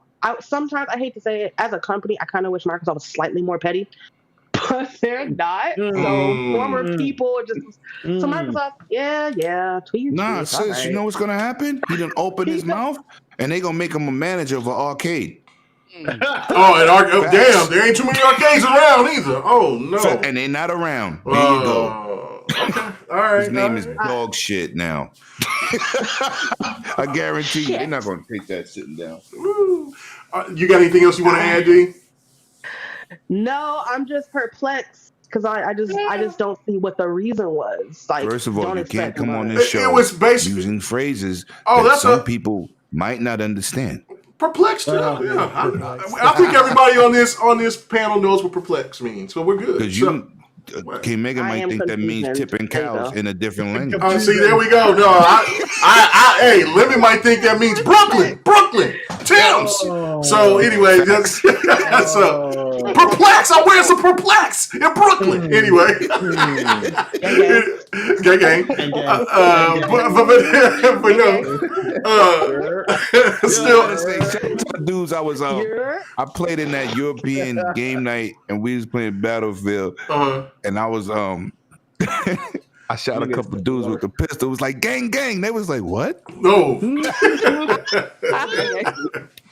Don't be scaring them over there. Don't be scaring them boys over there. TV, man. God damn it. Oh man, but that Battlefield on a custom server. I ain't had so much fun in my life. Hey, you know what? I am looking forward to hoping that they will bring the custom servers back, so I can rent a server, because I will definitely do that and try to make a league. Today they rented servers, even if they let you host. Oh man, I want that again, man. I want that so bad, so we can start a legion and go against other people and terrorize them. But anyway, all right, that's a dream. That's a dream of mine. Anyway, all right, Still Rain, Halo.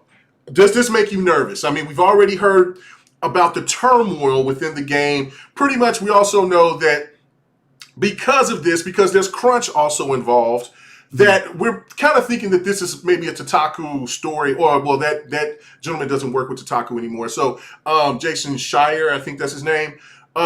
Yeah, I think maybe there's going to be some kind of, article or something that's going to come out before Halo Infinite, because this is the only thing that would explain why this type of news would be coming out.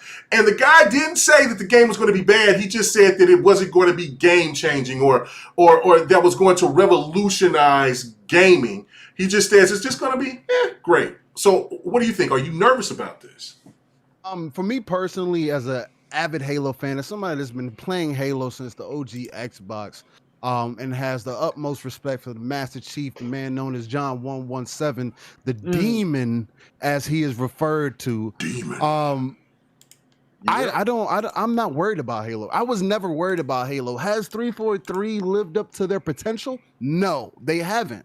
Again, per people's debate, people are always up and down with 4 and 5. Guess what? I love both games. I've loved every Halo game that has come out since Combat Evolved.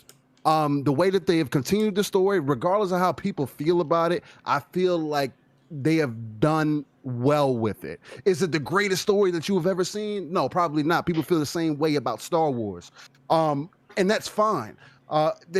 There's going to be differences over the years, especially when they was handed over from Bungie to 343. The biggest thing for me is that Halo just needs to be Halo. Halo needs to evolve in combat, giving us more of the feel of being Spartans. What got me excited about 4 and 5, I know a lot of people say, they try to take you away from Master Chief. No, they wanted to show you that it wasn't just Chief out here, that there's other Spartans that are also in the field that are hard hitters just like Chief was. But guess what? When they introduced Team Osiris, they did it in such a poor way and without any backstory that you couldn't fall in love with those characters. Because guess what? Bucky, the guy that you play, I might be thinking of his name wrong. Buck, there you go. Buck, the guy that you use in ODST that had a standalone game, becomes a Spartan and is part of Team Osiris. Him and Locke's whole partnership, their whole relationship, friendship, and being in that team is unique within itself. But guess what? You got to dive into books. You got to listen to audio logs to get this information. They had so much more potential to take that to really stretch out Halo to where it needed to be. And I feel like that's what makes people feel a certain type of way about Halo, other than not only the OGs always trying to say, not wanting to evolve with Halo, but then also people just always expecting for the best way that I can put it is people expecting for Halo just to be the creme de la creme and always be the top dog. We saw what happened when Modern Warfare came out, but we also see what Modern Warfare is going now. The only other competition that's going to be out there for Halo is Battlefield. And honestly, if both are in Game Pass, I don't think it's going to matter because they're still very different games. Halo is going to push, and this is just my little estimation. This is my ledge that I can stand on. And y'all can come out here with me if y'all want to surf. But I think Xbox is going to have 50 million subscribers come January 15th of 2022. Reason being is because of Halo.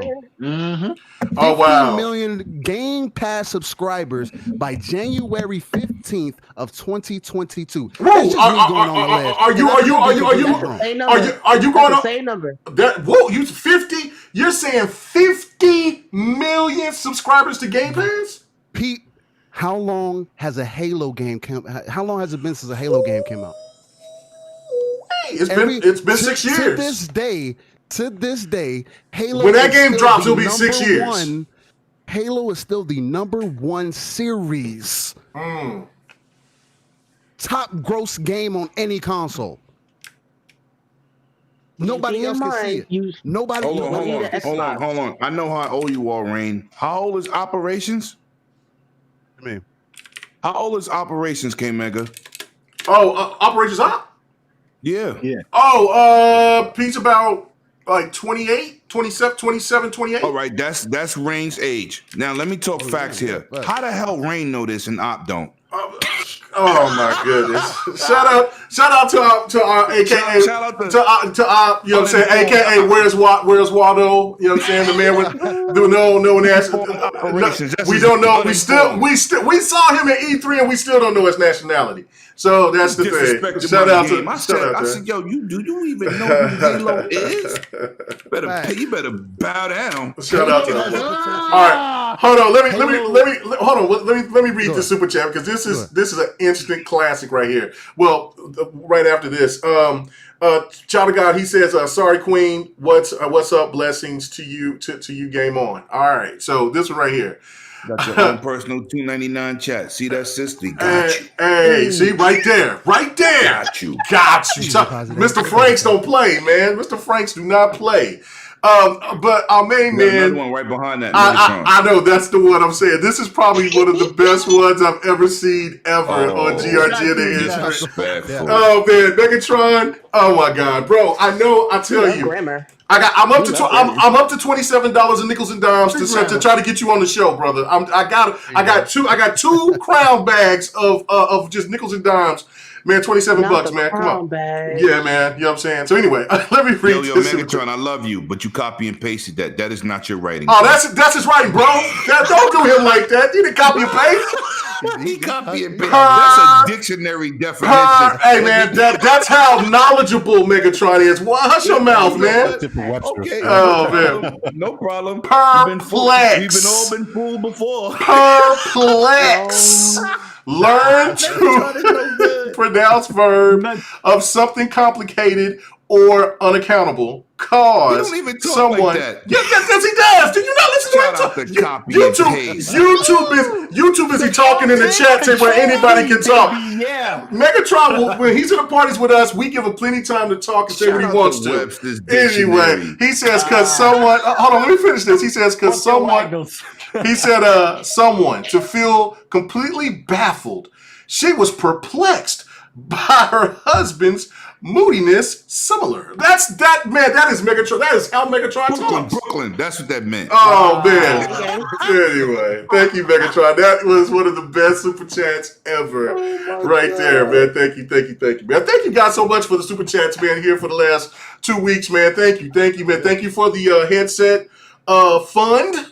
Yeah, fund. Thank you for the headset fund. But fun. Let's go. Fun. Stop it. Okay, I'm sorry. Go ahead, Brain. Continue. Yeah, you was on the roll, but I can't get to that. I'm sorry.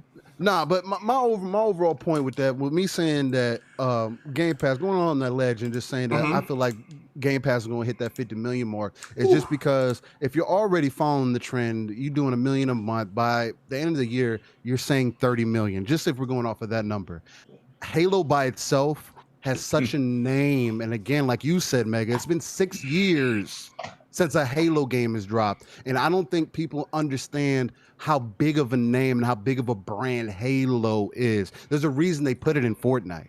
There's a reason they wanted the kids to see it, so that when they start putting it out on, start really pumping these trailers after E3, it's going to be right there in their vision. Oh, that's the dude from Fortnite. Oh, and then everybody else is going to fall in line. Oh, Halo's coming back. People who have not had a console in Lord knows how long, or have not gamed in Lord knows how long, and grew up playing Halo or were coming up playing Halo or was in that era, are going to be like, Oh, a new Halo? Now, let me get that. The numbers are going to start jumping. Brother, you see what happens when subscription services like Disney Plus, Netflix, Hulu get actual content in their services. Again, first-party games have not dropped yet. And y'all are sweating Halo? That's the least of y'all worries right now. Needless to say, I'm not worried. There's a reason they have 1,200 people working on it because they know it has to be at a certain level. They know they're gonna make sure that multiplayer is on point. They're gonna make sure that the story is as best as it can be. Because yes, I do agree with most that they do need to 343 to prove a point needs to be able to marry the two. Because that's kind of the consensus right now is that they can't do one. They have to do one or the other. They can't do both. I want to see 343 take this adopted stepchild and really make it their own. They've proven it with the Master Chief Collection, obviously, that they can update it. Of course, it came out broke and whatever the case might be, but up to this point, they're getting updates. It's a wonderful experience. You can hop on, you can game and have no problems. Can they do it into this new gen? We'll see. I'm not worried about it though. Still ring. And that custom console is going to be bonkers. You do know Halo 4 crossplay too. Halo 4 on 360 damn near look like an Xbox One game. You do know that, right? What? Yeah, that don't got no enhancements. Exactly. I got complete faith in them. I'm not worried. Like people were so worried. About. Oh, look at the I'm gonna tell you, bro. I don't think 343 has a graphics problem. No, yes, they don't. This dude leaving. Yes, they've probably ran into some things, but guess what? They're almost 2 years working from home, brother. Like y'all don't understand this. If they were in the office rubbing shoulders with each other, then that would be completely different. We might have got Halo last year. We might have got Halo here coming up within these last 3 months. You know what I'm saying? That just passed at the latest. But you know what, Rain? It's good that they delayed it because imagine if Halo would have came out like Cyberpunk. Boy.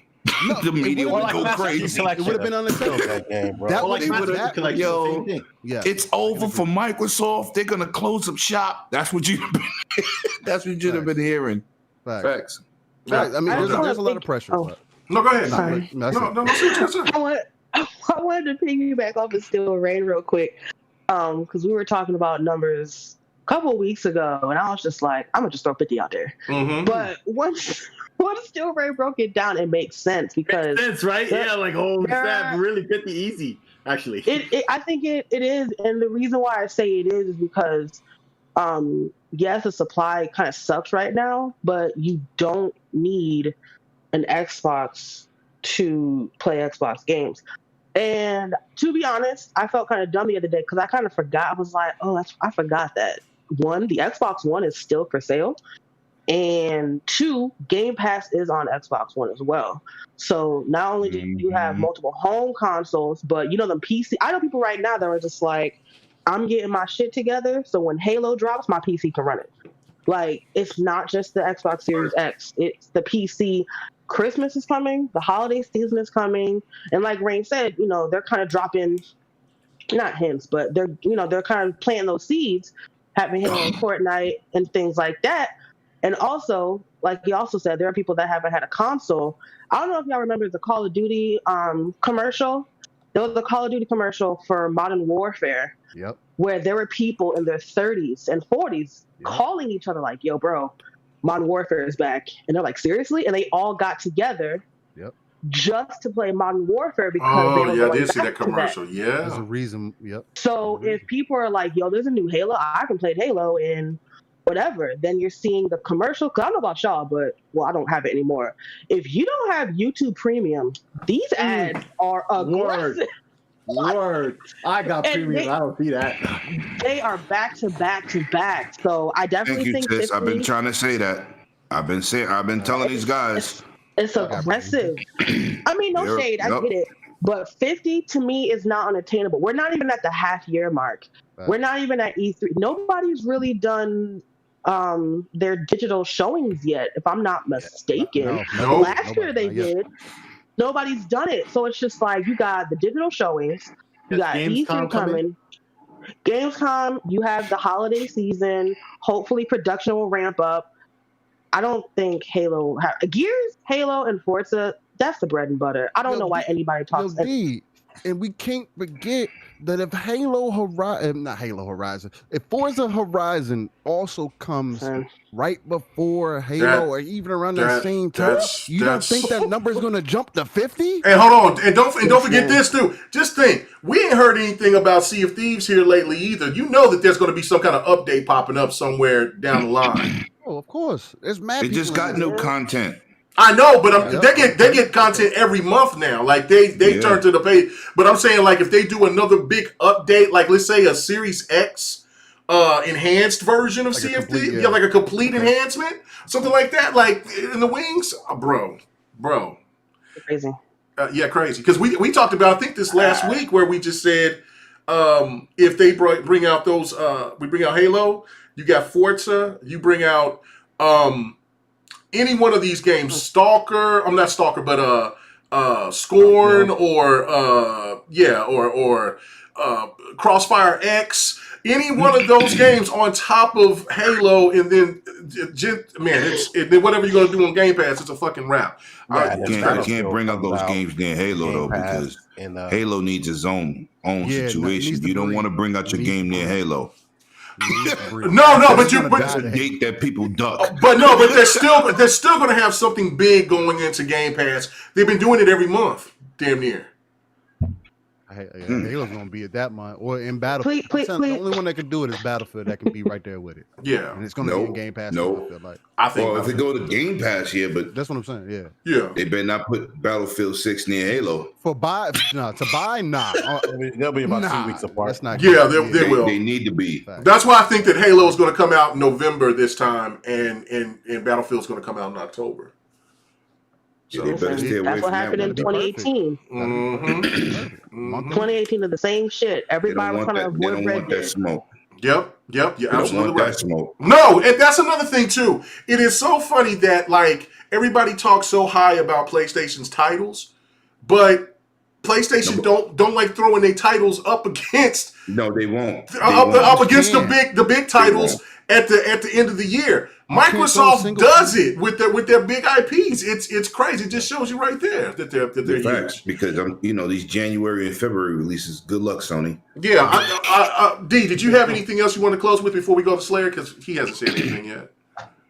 No, I was just saying read the super chat. That's what I was like. Oh, okay. Let's get to the super chat. All right. Friendly Neighborhood Blue Shell, man. Thank you, brother, man. Good grief, brother, man. Thank you so much. He said if Game Pass hits 50 million subs by the end of January 2022, I will challenge KMEGA in Halo Infinite and give him 5-kill handicap. Man, I tell you what, man. You better hope to pray to God that they make it play like Halo Master Chief Collection, because if it plays like Halo 5, Pistola, it's gonna be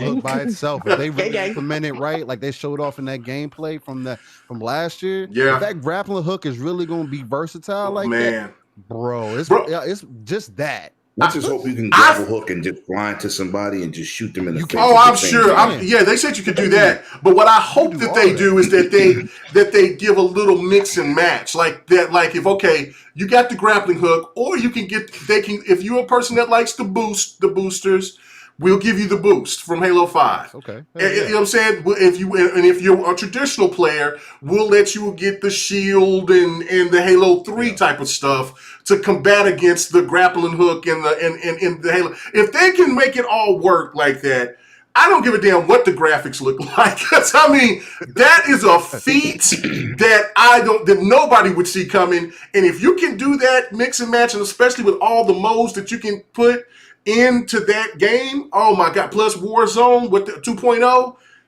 Forge, it's a damn wrap. But that's what I'm hoping that they'll give us the best about one. Halo and getting moist at the same time. Boy,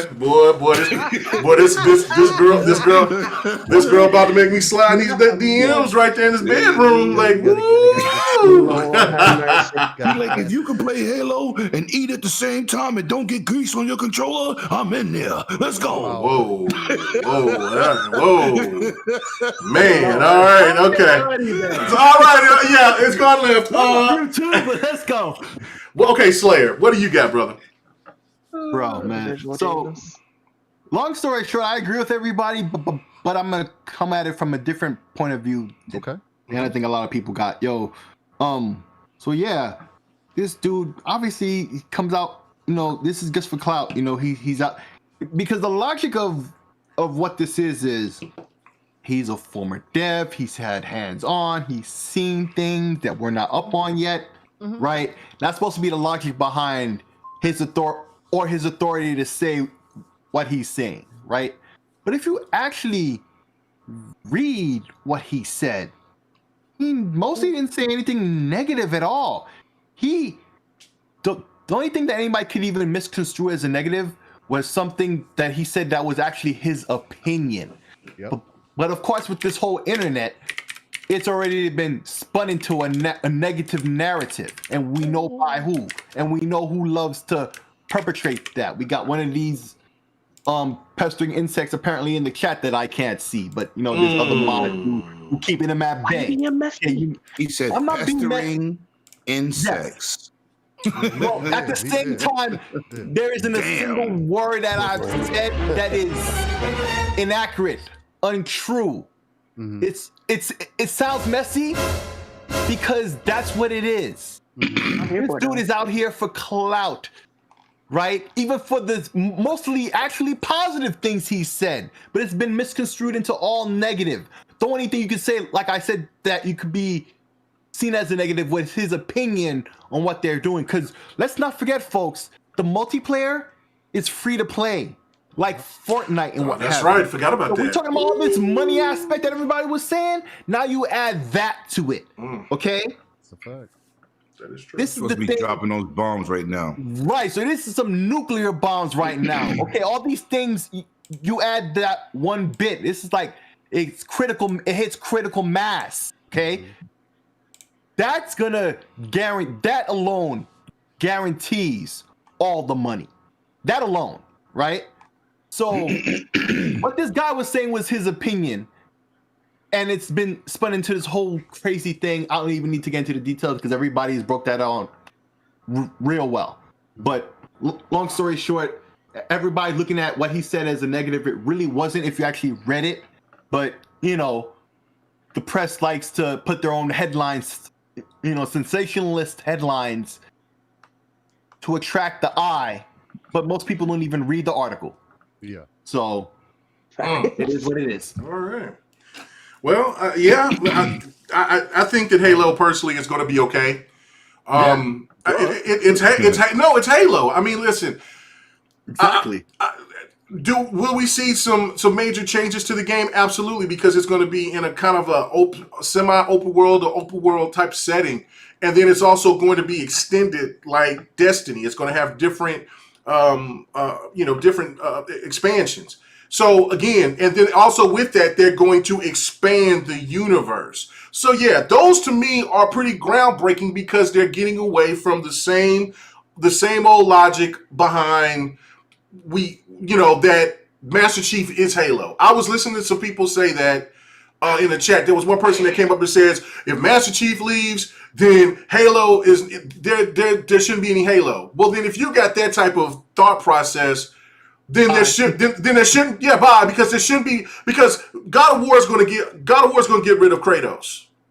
And that might not work out either. I don't know. I think that'll work. I think it'll work because what they're going to do is they'll probably make it to the point. Okay, listen, he's getting old. Even though I understand he's a god, but he's an old god. but he's an old god, and his son is eventually going to kill him, or something's going to happen to the point to where Kratos becomes a bastard again, and his son's going to have to kill him to save something or whatever. The mom might come back, whatever. But the one thing that you cannot do, and this is the thing that we were bringing up in the beginning, is that you can't just be stuck on one thing if you want your stories to expand. If there's anything, while people shit on Gears and how they do their stories, they've really actually the ones that's done it the most proper. They don't have, nobody has a right to say that the Gear story has went any wrong way. If you say that, if anybody I've heard people say that. Yeah, there's people that say they didn't like it. If anybody doesn't like the Gear story, you have not been paying attention. Right. No, no, I totally agree. And see, I think Gears done it the most proper. But I don't know. I can't wait to see what the next God of War is going to do, because we all know that at the very end, what is supposed to happen. For people who haven't beat it, I'm not going to say it, but Kratos is about to be out of there. And you just said it. Well, no. There's more to it though. Game been out. There's more to it. But again, the one thing about it is that if Cory Barlog wants to expand that universe, which I think that he can, they should. And the PlayStation fans are not going to go apeshit crazy like the Halo fans. And that's the thing that I fear more than anything. Well, I don't fear it. I just expect it. This Halo is still going to get hated regardless by some. No. Let me make my point first before you interrupt. Halo is still going to get its hate from its own fans. Because if Halo Infinite plays anything like Halo 5, the people that's traditionalists, Halo 1 through 3 is going to hate it. Right. If Halo Infinite plays anything like 1 through 3 and doesn't have anything from 4 and 5, there's going to be people that's going to hate it. Yeah. That's if the story is going to start swerving and you might see a glimpse of Locke or Red Team or anybody fucking else except for Cortana and Chief, there's going to be people that's going to shit on it. Guarantee. And that's the biggest problem to me more than anything. But Halo's going to be fine. Let me explain something to you about these dudes that talk that Halo 2 crap. Yeah. They're the minority. They just got the biggest voice because they always complaining. Right, they're loud. Halo 5 numbers have surpassed all of the other Halos. So I get what you're saying. You're always going to get the complainers, but they're not the majority. They are the minority in the situation, and that's a fact. Nobody wants to play Halo with no run button. I just had this conversation today because they was like, oh, tomorrow in game night, we're playing Halo Master Chief Collection. I said, I'm not playing that. Well, I said, you can't even sprint. The controls are outdated for that era. For the era it was, I get it. It was ahead of its time. We gotta move forward. It definitely made the mark on Xbox OG. Yeah. Where first-person console shooting really became relevant. And I ain't even talking about GoldenEye. GoldenEye brought the competitiveness on split screen on N64. But Halo brought first-person shooting from PC over to console with Call of Duty 2. Mm-hmm. It brought that competitive nature to people to go, damn, this is different. Most console people, if you didn't have an N64, you didn't play first-person shooters. Doom and they didn't count. That was a single-player effort back in the days. But I'm telling you, the people that complain are the minority. Just like the people who want easy mode for roguelike games. You shouldn't be playing them. You're not built for that. Just know what you can handle. I'm not knocking that you're not a gamer. It's just that genre is not for you.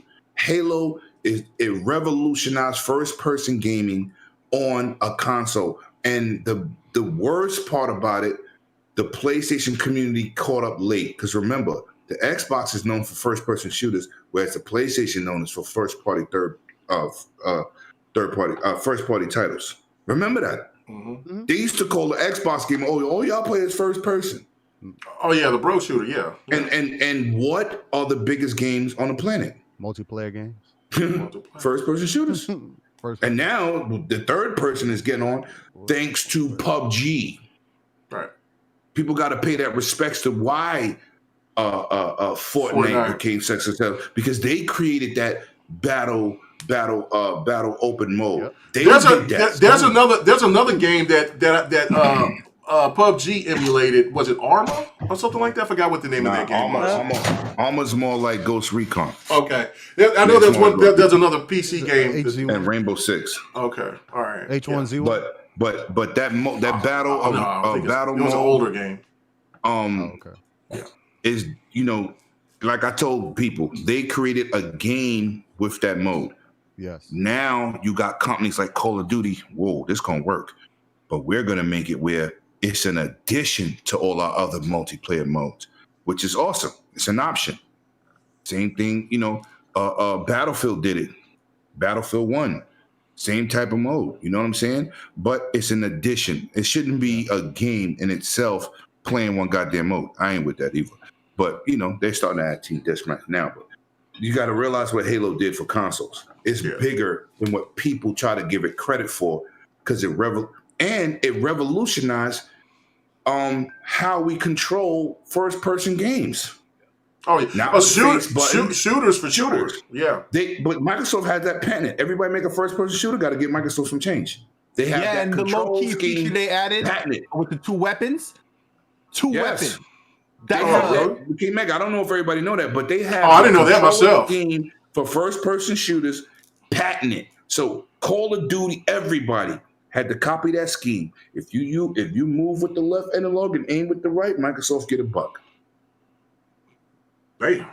That's cold-blooded. I didn't know that. Yeah, they revolutionized. Well, I knew they changed the game with the way, because I wasn't a shooter fan until Halo. Well, I like 007. That was the only one. And then that was the only one. But they used face buttons. You had to use the middle analog. It was horrible controls.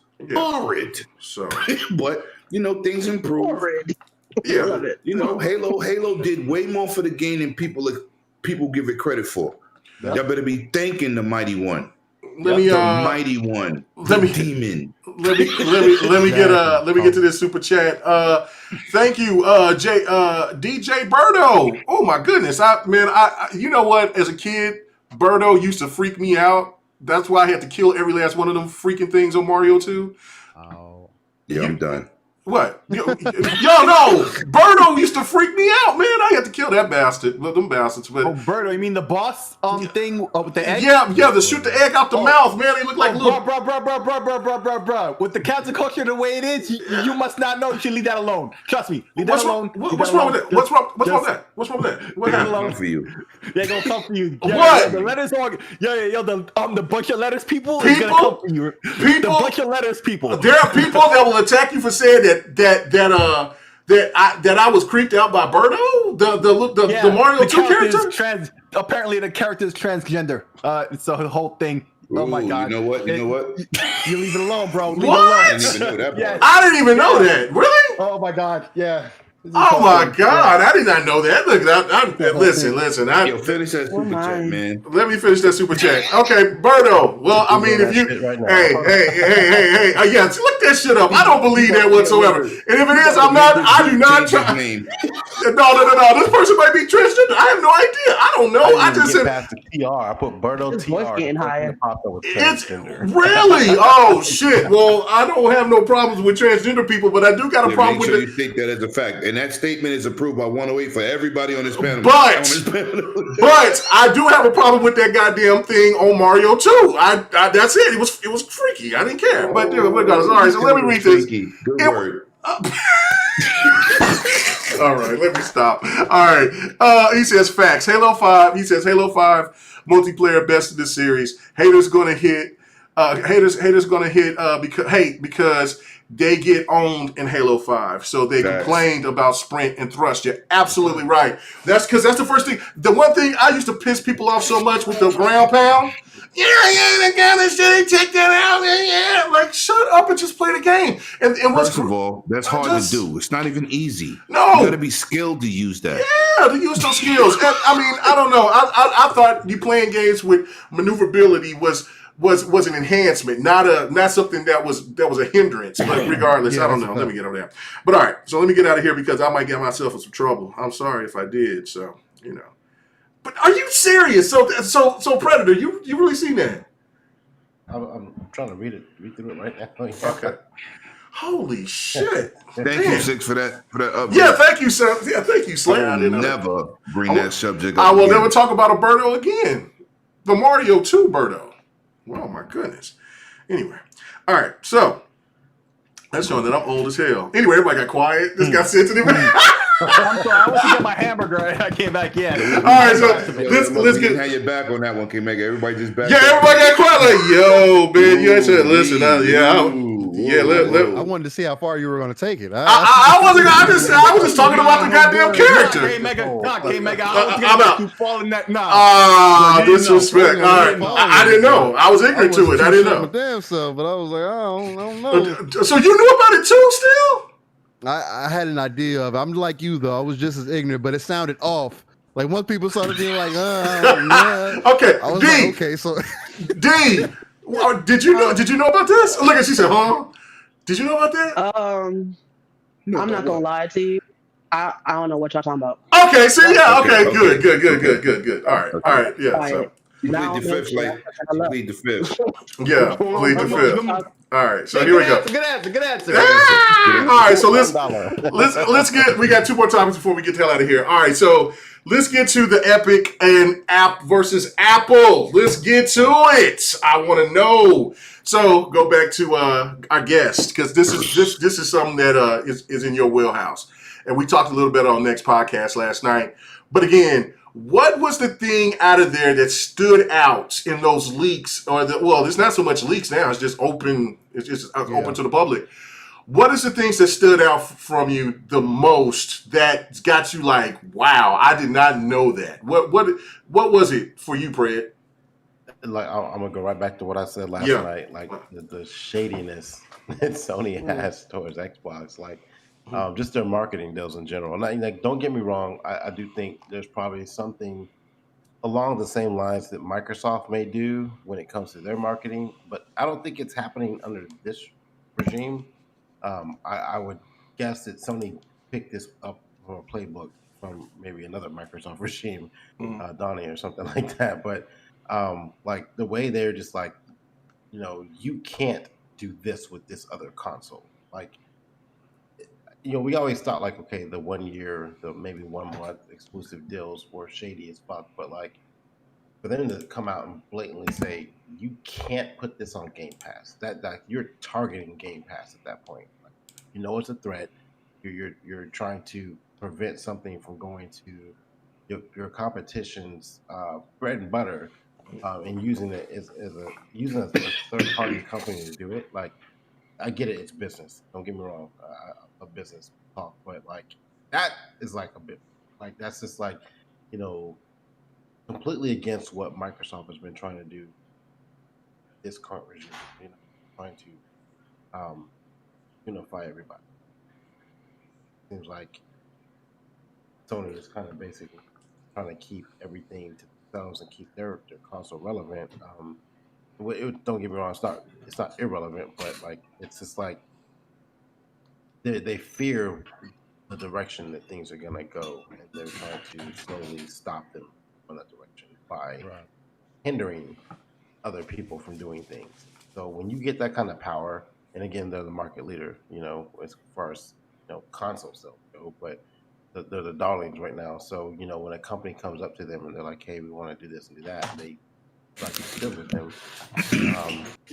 It's some of these people are going to listen, some of them aren't, and part of it isn't just Sony. I think like if you're a company laying in bed with them, you have a choice. You don't have to take this deal, but they go after the money, so they take it. So to me, I think that was the biggest thing to me, and it shouldn't have been as shocking as it was to me. But like I've never seen these deals before. Like we don't get to see the deals that have worked in the background, like the black and white part of it. We just hear the outcome of it. Like the game's going to be on the system for a year. We don't see the context of it and what's written in black and white. And this is the first time I've actually seen that. And I've always wondered what that looked like. Like, how do they do these deals? And what are they like putting in writing? The legal speak, per se. But I was like, wow, that they go that far with it. I thought that was a bit shocking. Yeah, that was pretty shocking. All right, let's go to Steel. What do you think, man? What was the most shocking stuff that you've heard out of all this stuff with Epic and Apple so far? The biggest thing that was a shock to me, for real, was just the fact that Sony was really charging Epic out the banana to do crossplay. Like, why are y'all charging 90-10 split for them to do crossplay? Like, you're really holding back your consumer base. Like, that just shows you that Sony wasn't with it. Like, the rumors was true that Sony wasn't with it. They wasn't trying to be progressive. They wasn't trying to hear that talk that Microsoft was trying to get into. We're trying to bring everything crossplay, trying to make things more inclusive. They didn't care about that. It was all about a money play for them. They felt like, oh, well, if you're making this money over here, then we should get a cut, period. And it just shows you just like what's going on, like the mindset, right? It started then, and it's still showing now. It's just, I don't know, man. It's wild to think that these kinds of things are going on, but at the same time, it's not surprising because you do things for competition, and you're only going to do what you can get away with, right? I mean, there's nobody else, especially with with Sony being on top. When you're the top dog, nobody's going to question you. Nobody's going to be like, oh, well, they're going to feel like, oh, well, if I don't put it on this platform, it's going to hurt my bottom line.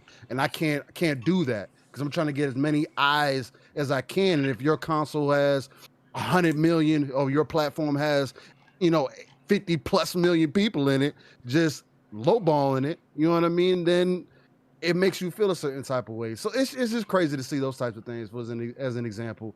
And then the other thing is just the laughs and whatnot between the conversation with the heads. It's like I was listening to somebody earlier say, like, Phil Spencer sends emails the same way he talks. And it is just funny to see those conversations happen, or the conversations with Tim Sweeney and whatnot. It's how those exchanges go. They're humans at the end of the day. You know what I mean? It's just funny to see that on the back end too.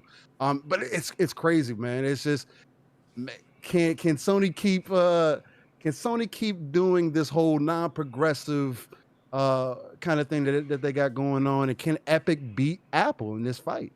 It is kind of seeming kind of one-sided right now. I think I kind of still feel like Apple, being who Apple is that Apple might pull through. But if Epic is able to, get the W, it's going to work out for us as gamers, because then you can get an exclusive app for xCloud on that service and it'll just make everything easier in the end run.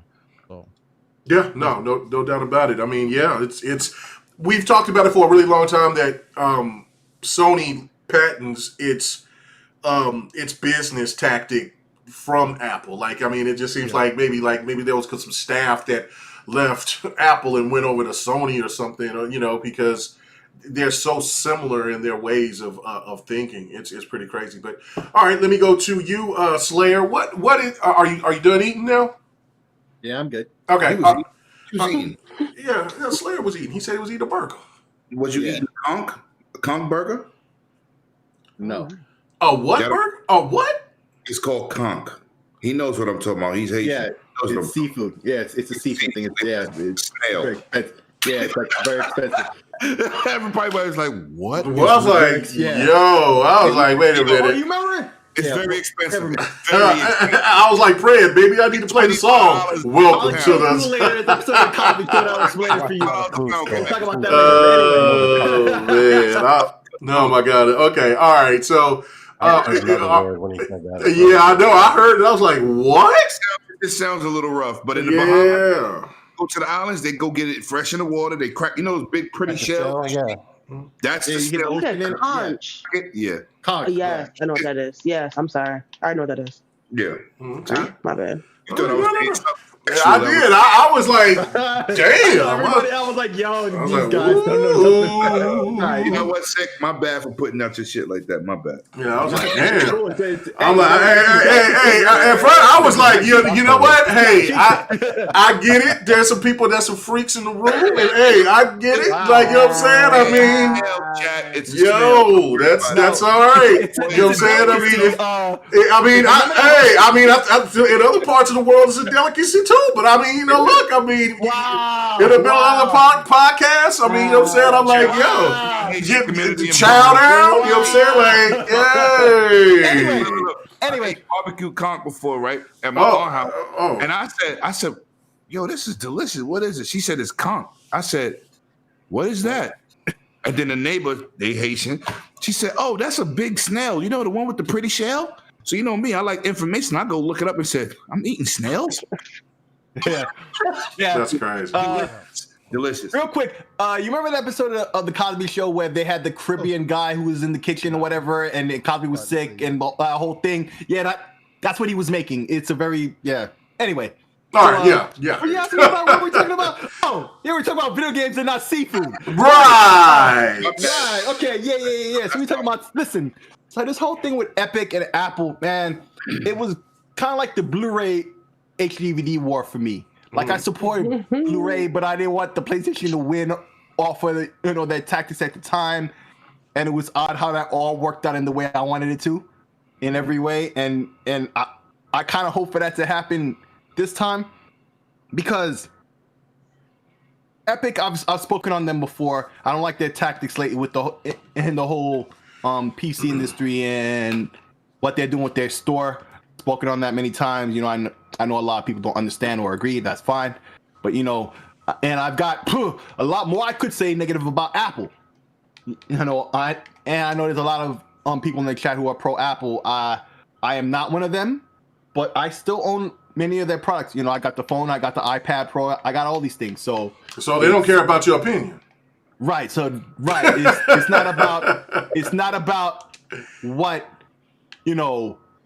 you may think is just facts here. When the first thing, like I said last week, when some of this, it was something related to this was coming out, and I was like, to me, this doesn't do anything for me. It's just more evidence of what I always knew Sony was all about. We've seen it countless times throughout the history in gaming with PlayStation. Like, they pay for exclusives to keep the competition from having it. That's their go-to number one tactic every time.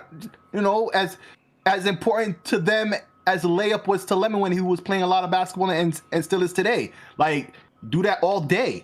All day they do this. To sort of see the paper, the contracts and stuff. Now, it doesn't really float my boat as anything new, but if you needed evidence to say now, okay, well, there it is, But then there's this whole thing now, Epic even presented Sony, we'll market it this way, we'll make you look like the good guys, the heroes, and blah, blah, blah. And, it just goes to show what Valve was saying negative about Microsoft, right? When they were trying their Steam on Linux and Steam machines and Steam OS. And now they're in love with Microsoft, and there's lots of talk, Microsoft buying Valve and blah, blah, blah, right? But meanwhile, Epic and PlayStation are trying to act like the Unreal Engine, and they're implying without saying it that Unreal Engine is best on the PS5 because they're doing special things that the Xbox won't have. When we know the reverse is true from facts about the hardware that we already knew before they showed off that demo that we already knew. So to see these contracts and figures now don't mean nothing. Like, we should have already known this. The truth is out there, and it's not some X-Files type stuff. It's printed, and we discuss this news every day when these pieces come in. It's just a big poster to put together. Like, we know how these companies act, but the problem is, and I want to say it was Hogue Law, and I could be horrendously wrong on that, and I probably am. But if Epic was to win, that's actually bad, because the monopoly that Sony has is on their platform, just like the monopoly that Microsoft has on their platform and Nintendo and vice versa, it basically makes the console industry basically illegal in a way because of how they operate. Won't be acceptable anymore if it's not acceptable for Apple. Okay, and then invites, all these opportunities for lawsuits. Hey, in fact, we already have one for Sony, and we don't even have the verdict on this one yet. Yeah. Right? So this is a potential catastrophe that people don't see coming in, and thankfully highly unlikely. It's expected for Apple to win, but there's a lot of skeletons in closets. But if you notice, Nintendo doesn't really have one. The only thing people are talking about with Nintendo is how they don't want anybody working with the Yakuza, and a lot of people surmise that it might be, Nintendo's, over 100-year history with Hanafuna cards and selling to the Yakuza and stuff. In my opinion, it's more likely, and this is something I remember at the time when I was like 11 or 10 or 11 years old when the Super Famicom, the Japanese Super Nintendo came out in Japan. The scalping situation we're experiencing now, they experienced in Japan because of the Yakuza. Okay? Mm-hmm. It was hard to get a Super Famicom in Japan when it first came out. Super hard out. About as hard as it is now to get a PS5 or Xbox Series X. It's that type of situation. So I feel that's, that's probably where that comes from. Mm-hmm. Right? That's a little bit of education for y'all. Xbox closet ain't got nothing either. And now, of course, we know they've done contracts in the past, like they did with the Tomb Raider sequel, right? But that's a contract, not a shady deal. It's a different. Exactly. Exactly. Well, don't jump on me like you need to defend. I got it. That's exactly the point. I'm trying to make. No doubt. Trust me, I know. But exactly for what deals is two different things. Right. But exactly what these guys said, it was exactly what I was about to say. It's exactly because of that. That's the difference. There are no skeletons in Microsoft closet.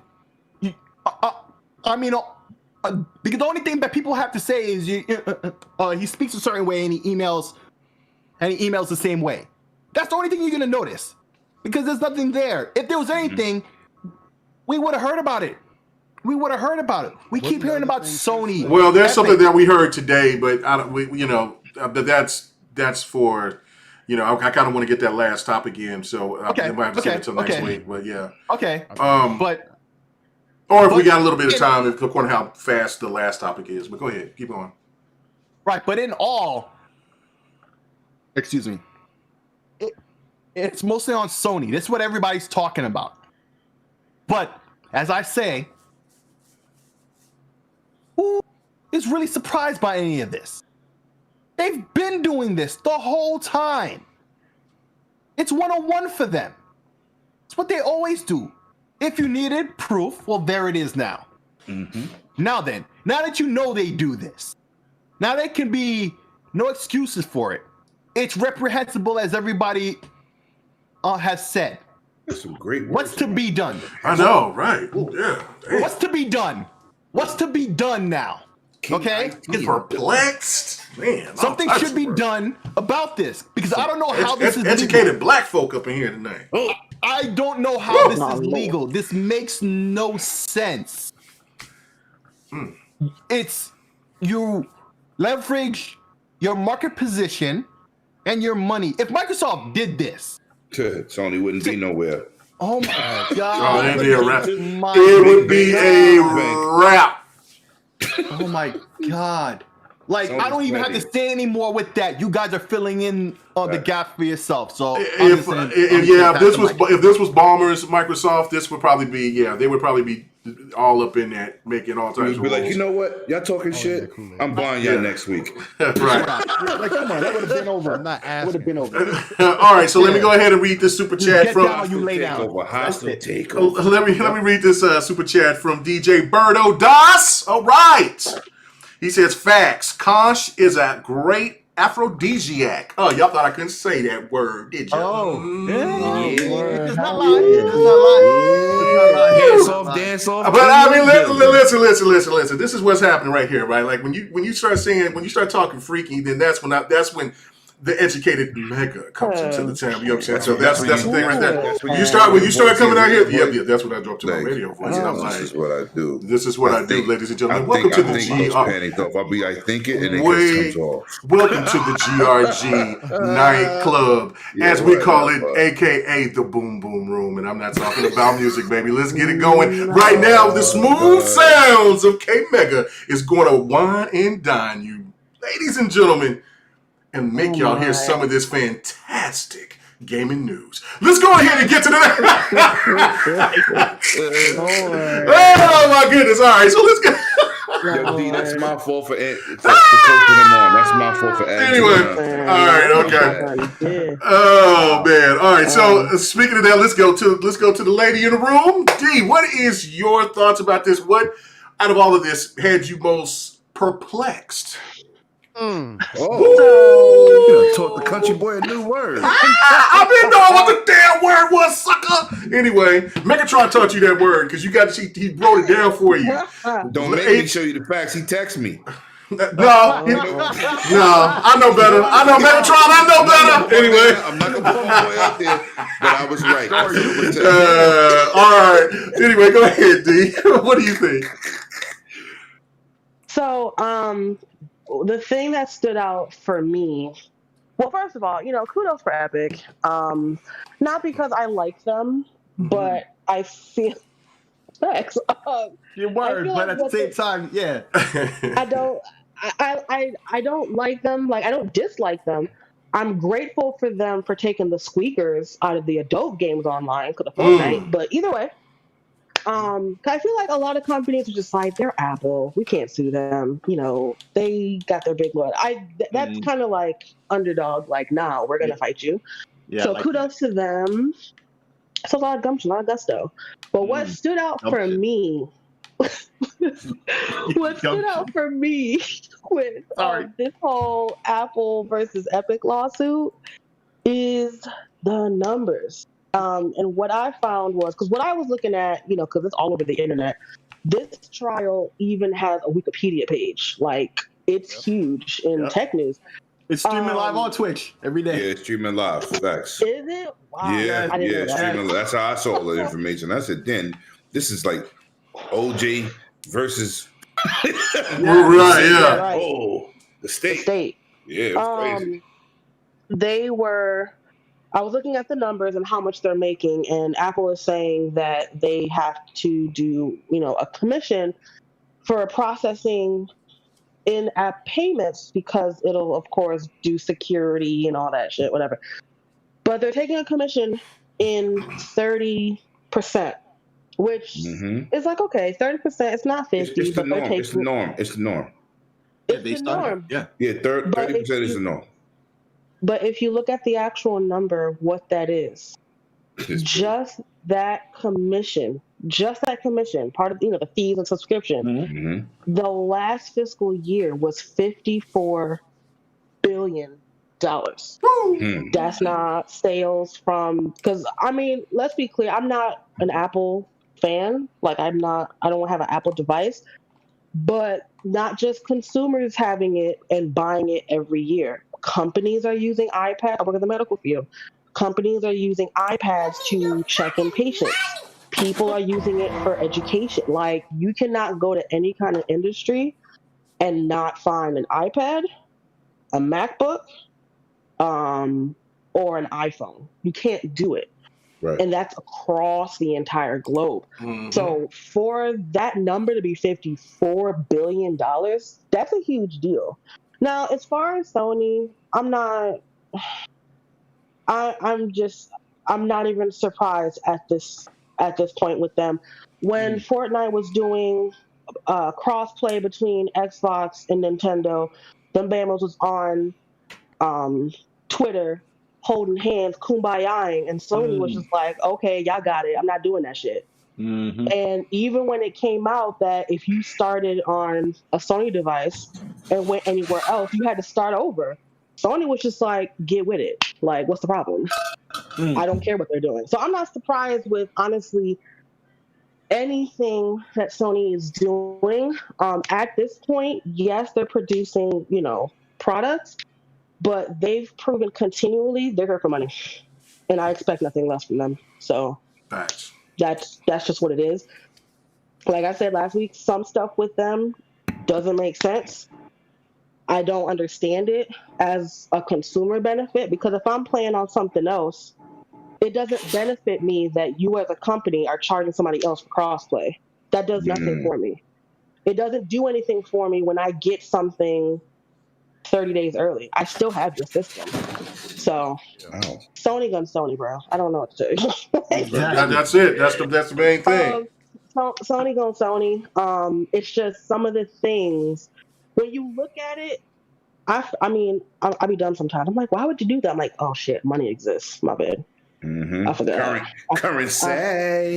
Currency, dinero. Like, the money is here. Wow. The Skrillas. Money. So, I mean, that was just my biggest thing. I'm like, dang, Epic, good for y'all. Good for taking on the dog. Now, if they lose, they could be petty like Sony and send a settlement and coins. That shit was petty. But I don't think they're that petty. Samsung was like, okay, take a little janky ass money. Here you go.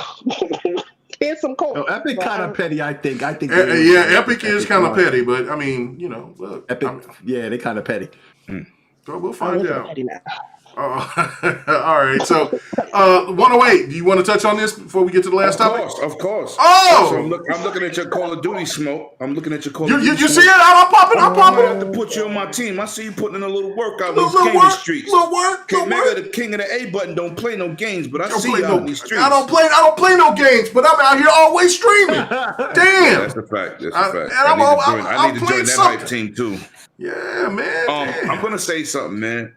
First of all, when everybody do something, whether you cheating on your wife or your man, or you cheating on a test in college, you don't know it's your dirty laundry in the street. Bro. And I want to say this for Sony. This is not a Sony bash. I'm a Sony. I got, I'm a multi-console dude. With Xbox is my preferred platform. But I'm gonna say this for the record. They got a slogan at Sony, and they're goddamn frauds. It's called "Betrayal to the Players." Oh. For the players is the other one in Europe. Y'all can't hear my sound effects, but I put betrayal. But anyway, go. You know what I'm saying? Yeah. So, when I read these documents, everybody keep looking at Apple versus Epic. I'm gonna get into that, but hold on.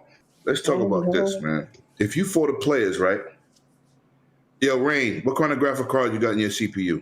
2070 Super. Okay, I got a that's the same thing I got. Nice. That's the same thing. Right, I got a 1080 Ti. Mm-hmm. So now Nvidia's supposed to be 2070 gang.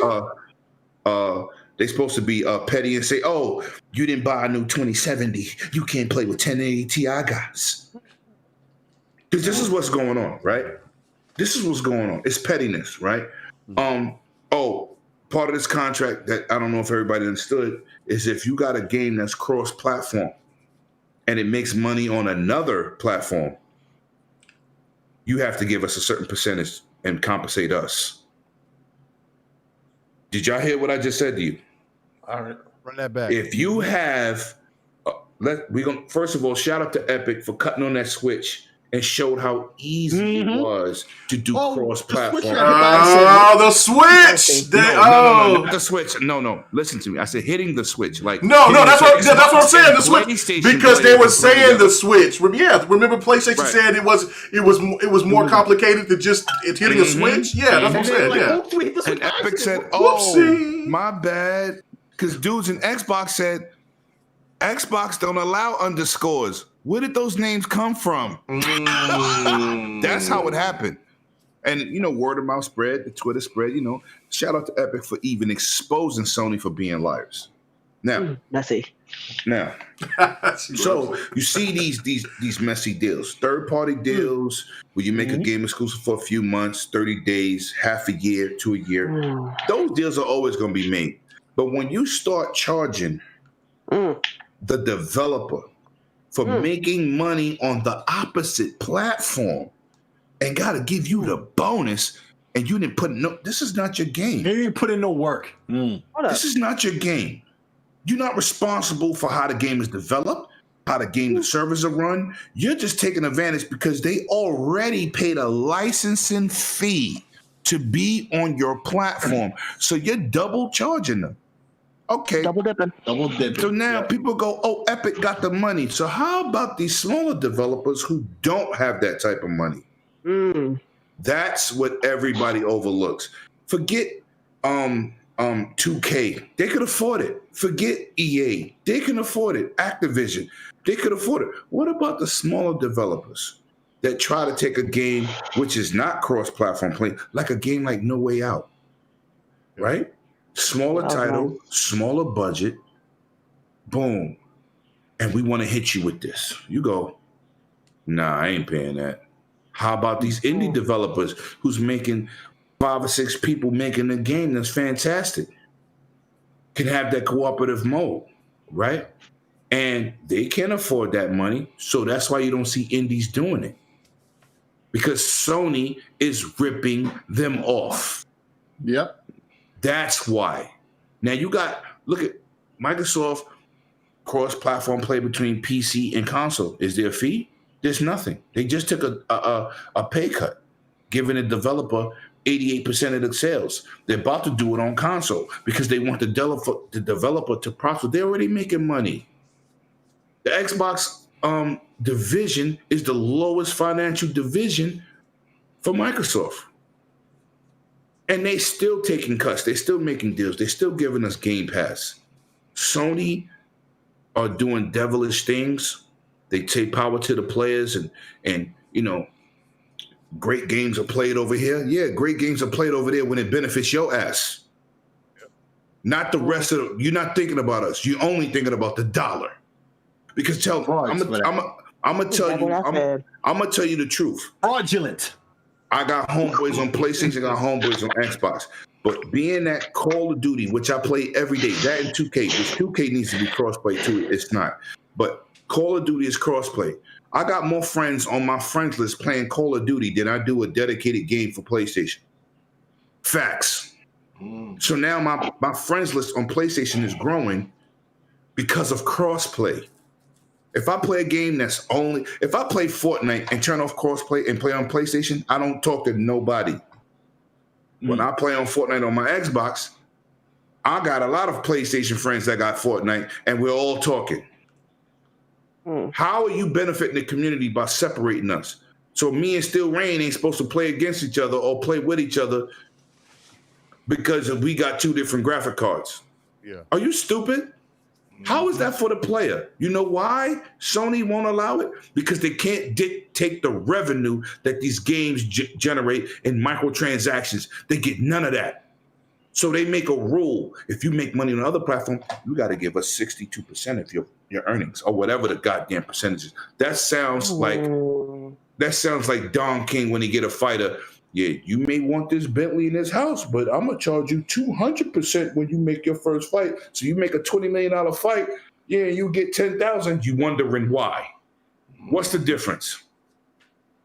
This is ridiculous. Yeah. Sony is shady. And they think about themselves. And for you to be cutting these type of deals and you needed Microsoft to fight Google, you should back off. Just a little bit. Yeah, they may have tried to do the Capcom thing. We see from the Digital Foundry situations that didn't happen. You tried it. Capcom said, you don't tell us what to do. We do what I want to do. The game runs better on Xbox. Shout out to Resident Evil 8 Village. Yeah. Come on. It's faster, but it ain't running better. When that document came out, it wasn't a fact. Sony tried to get them to do it. Capcom said, get your ass out of here. You don't tell us what to do. Thank God that Capcom didn't fall for the bag. Mm-hmm. You know what I'm saying? But this is how Sony's been doing things. I remember for this generation and a little bit beyond in the past, people thought Grand Theft Auto started on PlayStation. It really didn't. It was on the NES first.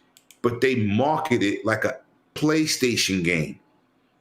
So now that Grand Theft Auto is on everything, are you charging them that money? Are you? They know better. Because let's just say Grand Theft Auto say, I ain't giving y'all Grand Theft Auto ever again. We just going straight Xbox and PC. Sony going to be looking real crazy. Oh, Lord. How do you lose that franchise? How do you lose Call of Duty? Because you doing shady shit. Facts. Oh, yeah, I'm guaranteeing that Street Fighter 6 is going to be on Game Pass this time around.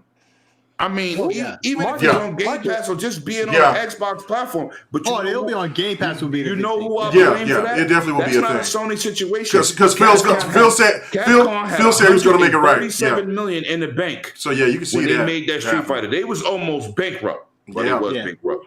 But Sony said, you know what? We're going to give you this money, but it's just we're paying for this. Like Microsoft did with Rise. Cryotech was at the end of their legs. They couldn't make another crisis because Banks was in a crisis. Microsoft said, "Oh, we'll give you this money and you make Rise for us." That's why we ain't got a Rise 2. Rise 1 did not sell, neither did Sunset Overdrive because they was launch titles. Right. You know, just like Returnal. This is why I said the ridicule that Housemarque is getting can hurt them because it's a PlayStation right now, 5 only title. Ain't that many out there. And it's a roguelike game. That don't appeal to everybody. Yep. Mm-hmm. It's not Tetris. So the ridicule that they're getting and the negative media, it can hurt them. That's what hurt Rise and Sunset. Oh, these games ain't good. And they didn't sell like they were supposed to. Now people see Rise, they'll see KMEGA gameplay. What game is that? Yep. It looks like 300. It tripped me out because this right here, this clip, I showed this clip before on this part of the gameplay. And people's like, what Halo game is this? And I'm sitting here, I'm thinking to myself, are you kidding me? You don't know what Halo game this is? Right. Like, you know what I'm saying? Right. Like, and I don't know, man. And so I've seen so many times in the chat, man. And they see Rise, and then when they see like, Lock, then they go insane. I was like, that was day one graphics on the Xbox One OG. Right, like you go back, like you go, like you go back and you play Quantum Break on the Series X. It has no enhancements, and that game looks absolutely stunning. You play Rise, absolutely 720p resolution gate, and the media just ran with that shit. This is what we was talking about. Anyway, we got to get to our last topic. You was making some really fantastic points, Lemon.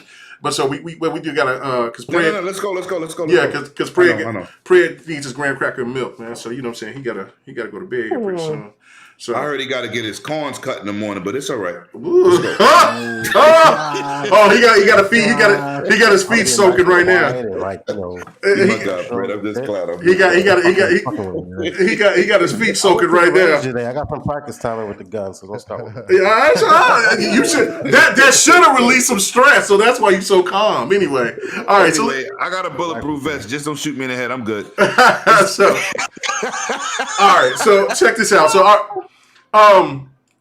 this is something that I posted. I posted talking about it, basically just saying, look, man, I'm just glad that this is the reason why I'm waiting for the PS5 to get later. I was at first contemplating to get it. I was contemplating getting the game. Getting the console right around the same time that I was getting my Xbox One.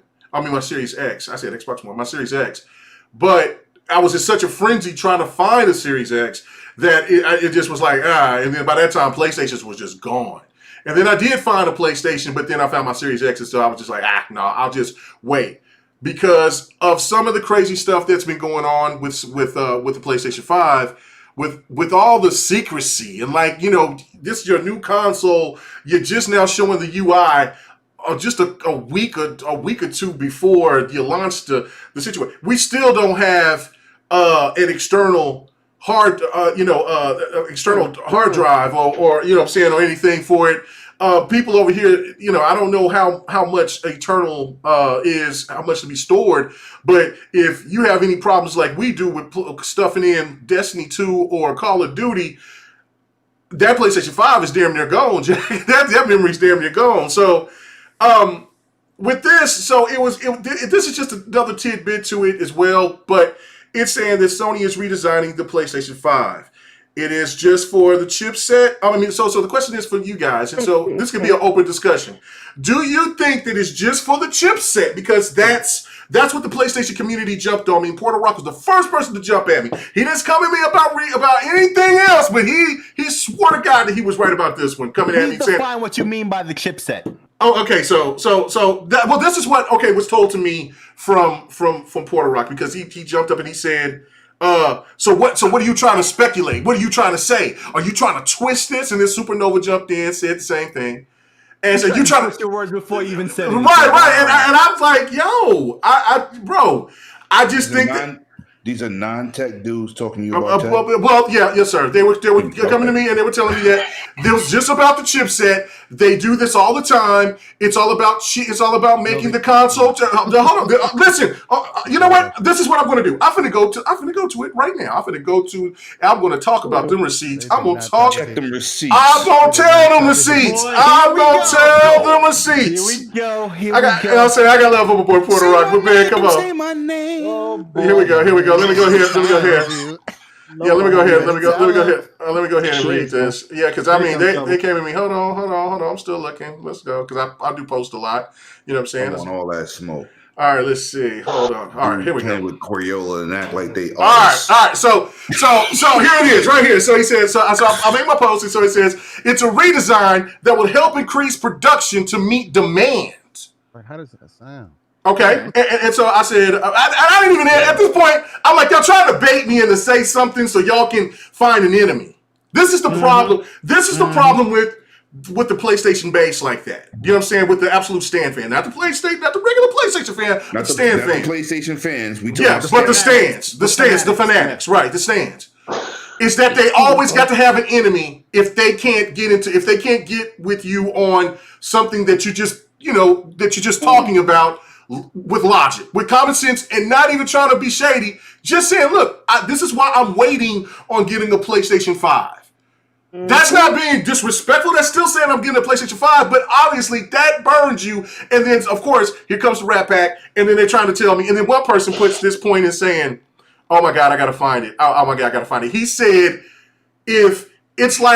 so from your logic, KMEGA, if you're trying to buy a new car, and they redesign it, so you're not going to get that redesigned car. And so I'm thinking to myself, wait a minute, hold up, wait a minute.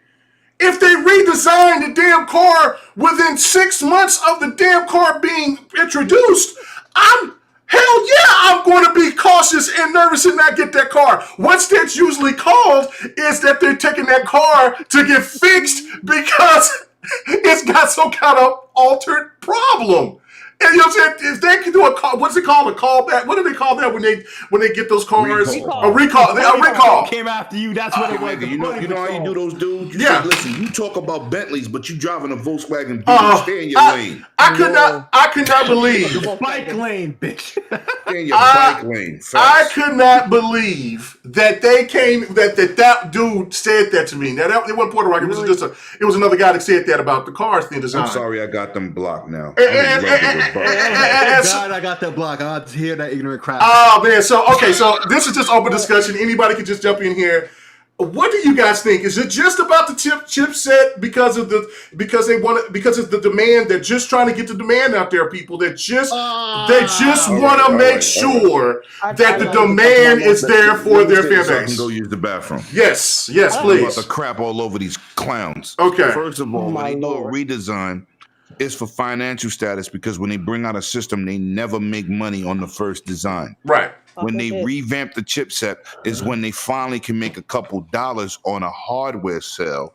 Unlike last generation, they didn't really do that because they went from vanilla to Pro, Xbox One to Xbox S to X. Okay? Mm-hmm. Usually, when they do a revamp, PlayStation Slims, Xbox Slims, because the 360 changed the design also, besides the red ring of death. It's not about production value and manufacturing and getting it out to the public. This is why these dudes don't know what they're talking about. If you want to talk business, no business. Stop talking opinions and fanboy nonsense. They're reproducing the PlayStation. It's not a Pro. It's nothing. It's a regular PlayStation, but with more efficient and smaller parts to be able to generate cash.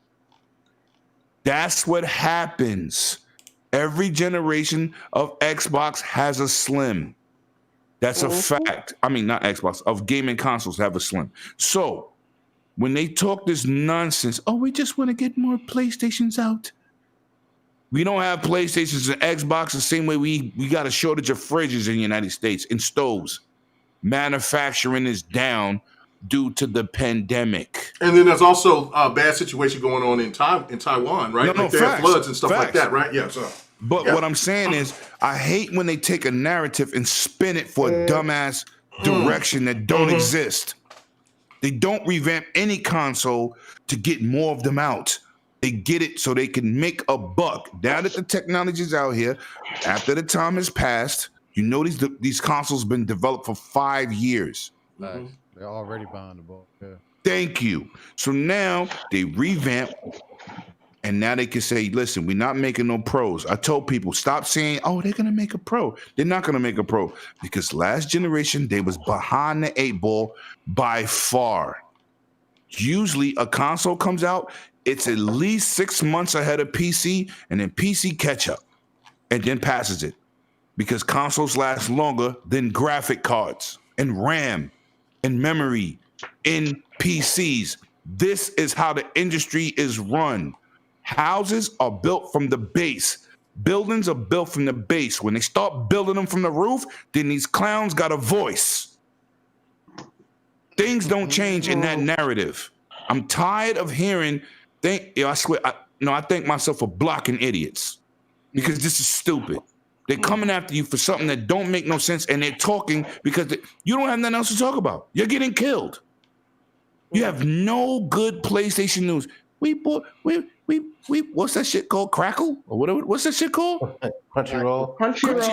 We didn't even get that.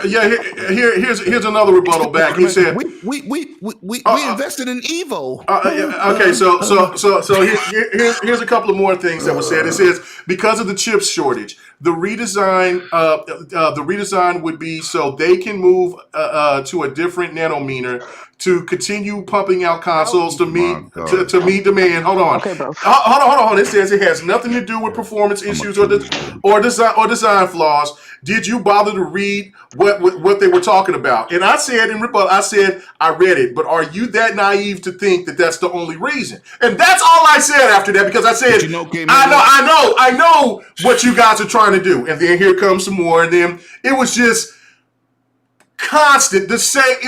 They were just saying the same. Yeah, they were trying to bait me, and it was the same. And they were saying the same thing until dudes start talking about trying to break it down into a car, and then he got I'm thinking about 50 likes because of that. And I'm like, you dumb motherfucker. But I'm just like, okay, all right, you know what? Understand. They don't. They don't. And that's what I'm saying. And so if I said something about, if I said anything other than what I just said was that, look, if you're just naive. But if I said anything else like, man, come on, man, there's no way that it's just about that. It's got to be something else more. Then they would have took it and they would have ran with it. And goddamn it, there would have been videos and there would have been point. Listen. Let me ask you a question. It's absolutely bananas to me. It's bananas. This goes to the whole panel.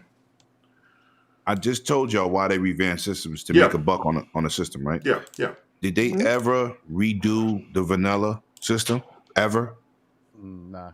No. What you talking about? The PlayStation? Oh no! Oh, hold on. I was told that they did. Hold on. Let me read that. Then that was right here. Wait. I'm sorry. You mean for last gen? Yeah. They did. That was after. They slimmed it down, but they didn't change the chipset. Hold on. It says yeah. This is the point right there. It says yeah. They also do it to make production cheaper, so they can reduce and maybe even eliminate the loss per console sold. The PS4 that's what I said. But hold on, no. This is what they said. The PS4 was redesigned in 10 months, which made it go from selling it at a loss to being sold for profit. These redesigns is most about production and profit. And I said, okay. Oh my God! But you know what? No, sick. Right. That's the facts. That's what I just said. But he's being dishonest with those facts. Listen, the way because he said the PS because the Slim didn't come out 10 months. after the PS4 was dropped. He's trying to imply when this new PlayStation is out that they're already PlayStation 4 never had a slim. No, I'm talking about the PS4. He's talking about the PS4. Right, but my point is, what he was trying to say, what he was trying to imply, you got to read in between the words. What he's trying to imply is that instead of them losing money, they're making money. Here's another way we're making money. It's just like a bunch of excuses. Right. That's all it really is. Listen, at the end of the day, man, these systems are made a certain way. This generation, we might get some slims revamped, right, to make the buck, because these systems are expensive. They do have expensive RAM. You know, they do have expensive. Xbox has an expensive memory slot, PCI 4 lane, which I told KMEGA day one. He admitted it. Your Lemon and 6 said it. It says it's going to be about $200 for this memory card. Nope, because it's next gen. They don't have no reason to go back and make a Pro now. So now they're going to look at how can we make these systems where we're selling them at a profit. At a profit. That's where they at now. They're not going to make a Pro. Or at least eliminate the cost. Right. But they're not going to make a Pro per se. People like, I see, shout out to PK, but he keeps saying, when they bring out a PlayStation 4 Pro, they're not doing that. It costs about $1 billion to investigate and do development research to make a console. This is not $100 million. They just thrown it out the window. This is real investments. Last gen, we needed those Pro systems. We needed it. It was inferior. I was going to say, and then I wanted to say something. You know what I'm saying? No, I'm done. I just like pointing out the real situations and forget the fanboy stuff. Forget the banter that you want to bait KMEGA, because no disrespect to you, Mega, you can't answer some of them questions. No, I can't. No. I just was like, and they want you to say something stupid, and you didn't fall for the bait. No. I just was like, man, if you think that you're just naive, I said, this is much more than just what that article was saying. But I leave it at that. And then they wanted to make it out to where, you're trying to say, but the whole point of the matter was, I said, just go back to the original post. This is why I'm waiting for a PlayStation 5, because there's too many issues that's going on with this console already.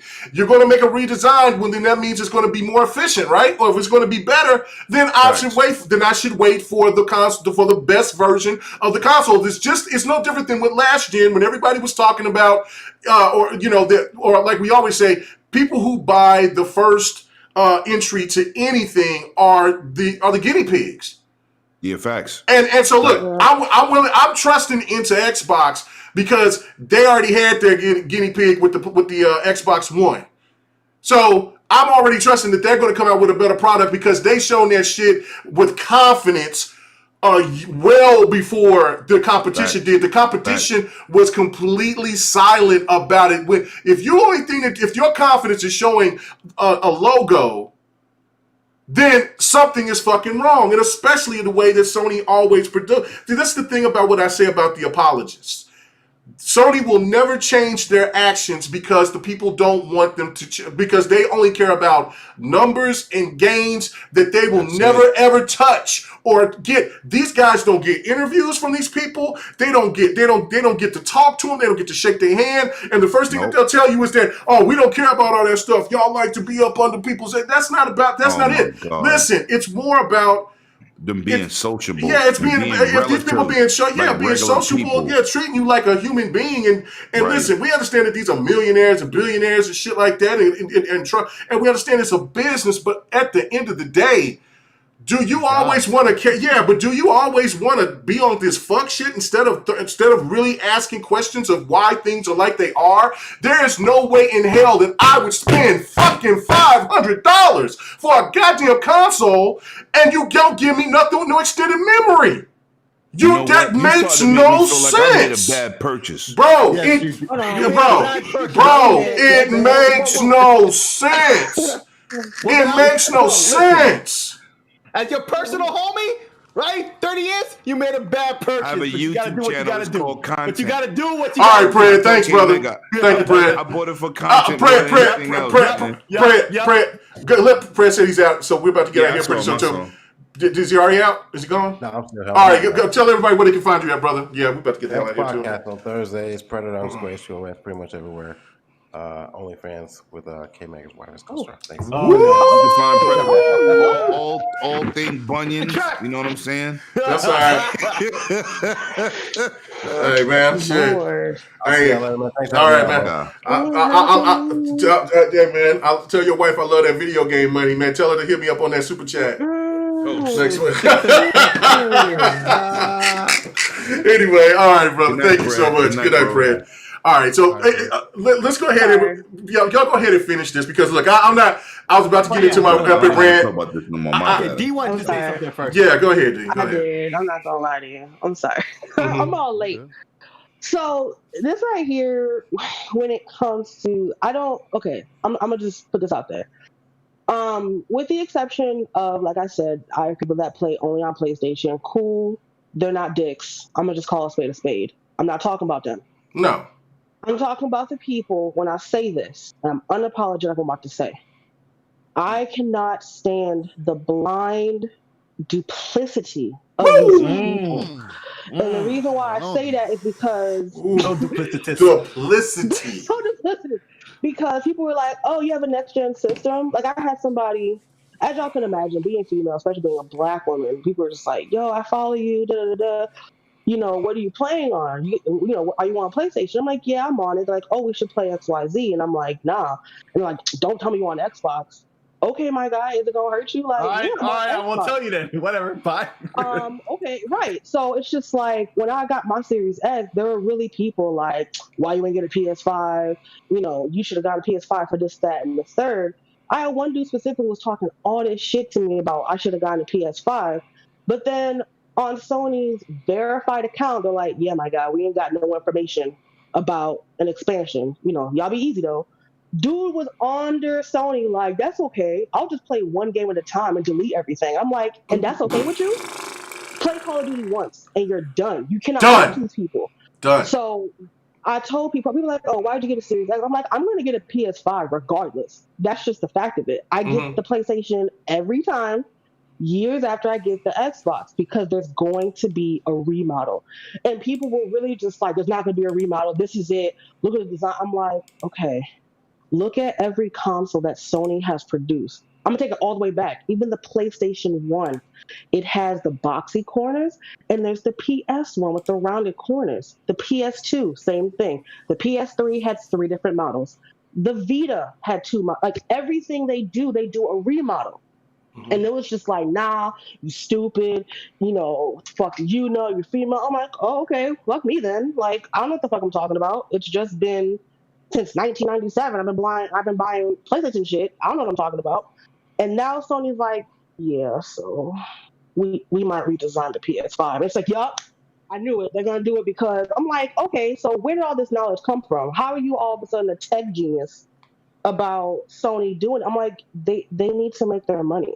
I think personally, and not to be an asshole about it, I think they're going to come out.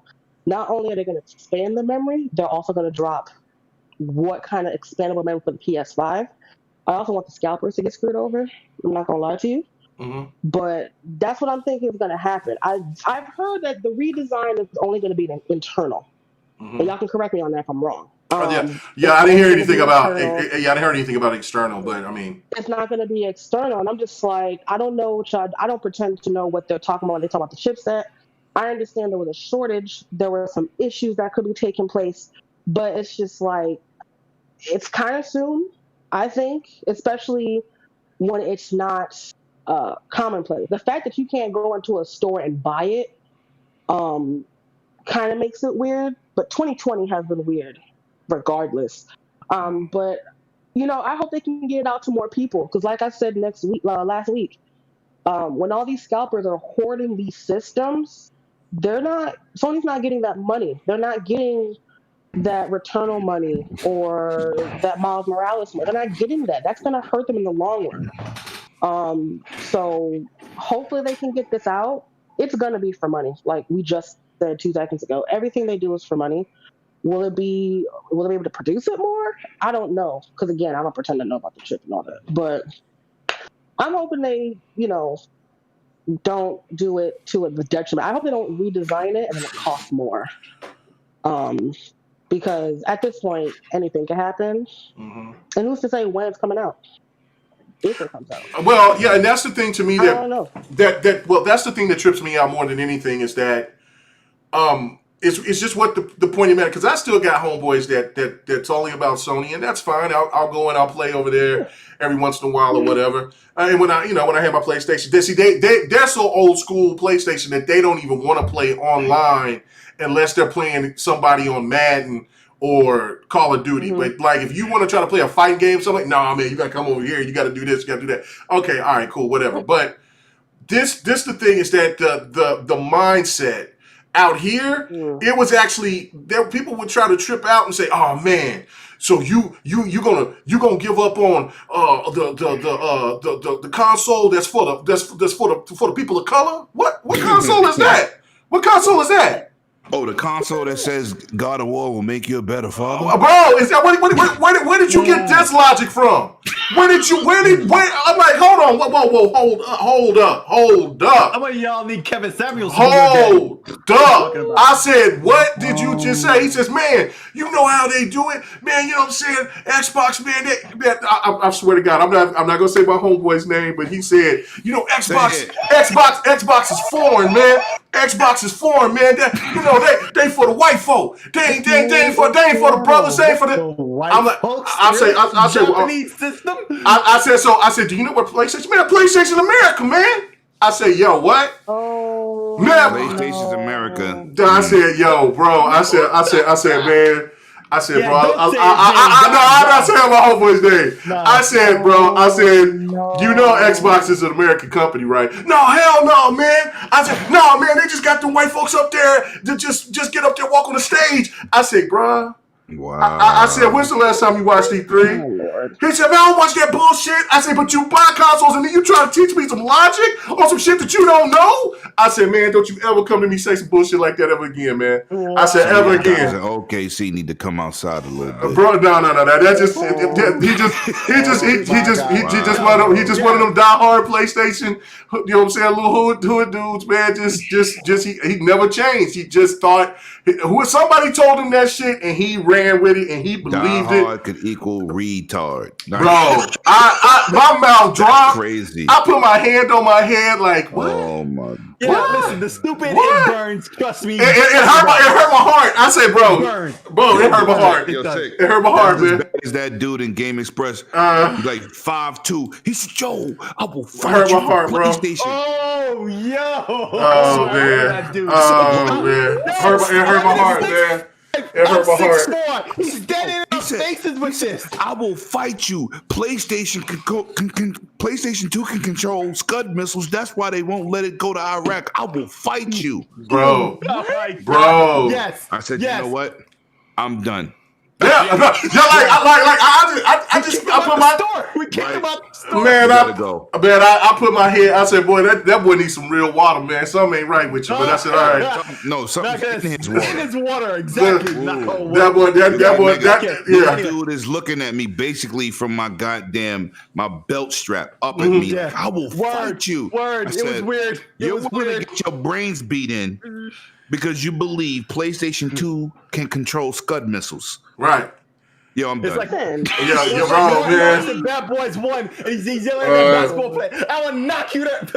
Yeah, I could not believe that my boy was sitting here that mad at me about because that's when I first got the Xbox. They're out there. When I first got the 360, and he was adamant, like, you just sold out. You wanted them. I said, what on what? What the hell are you talking? And when he said that, like, I said I was done. But anyway, let me get to this super chat, man. We got to get the hell out of here. Hold on. I think D was going to say something, but let do. Let me read the super chat. She go ahead and finish up. Easy says there's a class action lawsuit because Shady PS sells digital game a lot higher than physical games, with retail forcing digital PlayStation 5 owners to pay more. Listen, man. All you can do is think about like how Sony got themselves in trouble with their TVs, radios, and stuff like that back in the 90s, I believe. Because their prices were just so overblown. That's why they're number 5. And then remember, because they had the laptops, they had all that other shit, right? And then, when people stopped buying it, when they started seeing other deals come, because Apple was basically undercutting them and other stuff like that, then that's when I think that they took over the method. But regardless, I mean, listen, does Sony make some great products? Absolutely, they do. I have some Sony products. I think I will get the PlayStation 5. I think mostly everybody here will get a PlayStation 5 or already has one. So it's not about we hate the PlayStation 5, but it's time for the apologists to just be real about this and stop always trying to find an enemy that might prioritize a Xbox over a PlayStation. And then they give an opinion because all day, all night, you guys give an opinion about Xbox, and I could give 2 shits about how you feel about it. I don't care. It's not going to sway me at all to make me switch over to be a primary PlayStation gamer like that again. I've been there, done that. Yeah, they podcast. They talk more about, you know what I'm saying? Yeah, the podcast, they talk all about Xbox. You know what I'm saying? They talk more about every fucking thing else except talking about the games, unless the game sold well. And that, to me, is atrocious. Because I'll tell you about Jump Force. I'll tell you about Bleeding Edge. I'll tell you about Sea of Thieves. I'll tell you about games that was looked at as trash and things like that. I find diamonds in the rough. And if people don't like them, then that's fine. But to me, it's like, that's what it's always been about. That's what's always going to be about, man. Stop being modest. Tell them to go check out that Bleeding Edge Ninja Theory interview we had in 2019. Dudes talk this BS from the back of their computers, and we out here in these streets. And I'm going to get country. Screets with a K. Screets. D, go ahead, finish. Anybody else? D, finish up, and then if anybody else got anything to finish, okay, then we get the hell out of here. D, what you got to say? It's after you. Okay. I'm sorry. She's laughing. I was laughing. So basically, what my thought process was, is like I've had people like KMEGA's friend, who he's not gonna name, where it's just like, why would you go to Xbox and da da da? And I'm like, look, I can get a used Xbox for $160. A PS3 is like $250, $300. I'm a college student. Right. Which one you think I'm gonna get? Like, that's really what happened. Like, I traded all my PS2 in, like the AO version of San Andreas, all my shit, just to get Grand Theft 4 on 360, and I just didn't go back. And I don't understand why people, like you guys were saying, there are people that are dedicated.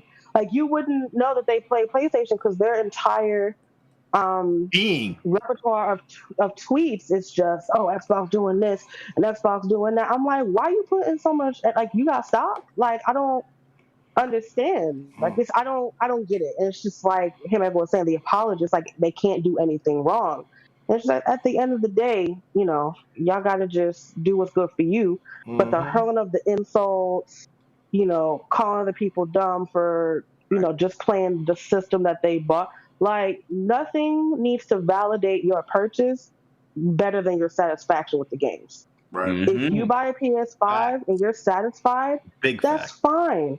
If you buy, if you buy your PC, juice that bitch up and you're satisfied, that's cool. Same with Xbox. But you don't have to be hurling insults at people, or being out here changing resource pages on the internet. But I digress. Oh yeah, no, it's true. You ain't gotta do all that. Just do your thing. I just don't know what the problem is, because you tell an Xbox person like, yeah, I'm on PS4. Oh, okay, that's cool. But you tell somebody else like, yeah, I got an Xbox. Why? Okay, right. Word. Okay, they don't have enough buttons. They both got the same buttons, dumbass. Right. Yeah. It's wild, man. But anyway, let's go ahead and get the hell out of here. I do have to piggyback on this one last point. Is that, listen, if you got a discussion with one of your friends or somebody outside and they start talking about race in consoles, get out of that conversation.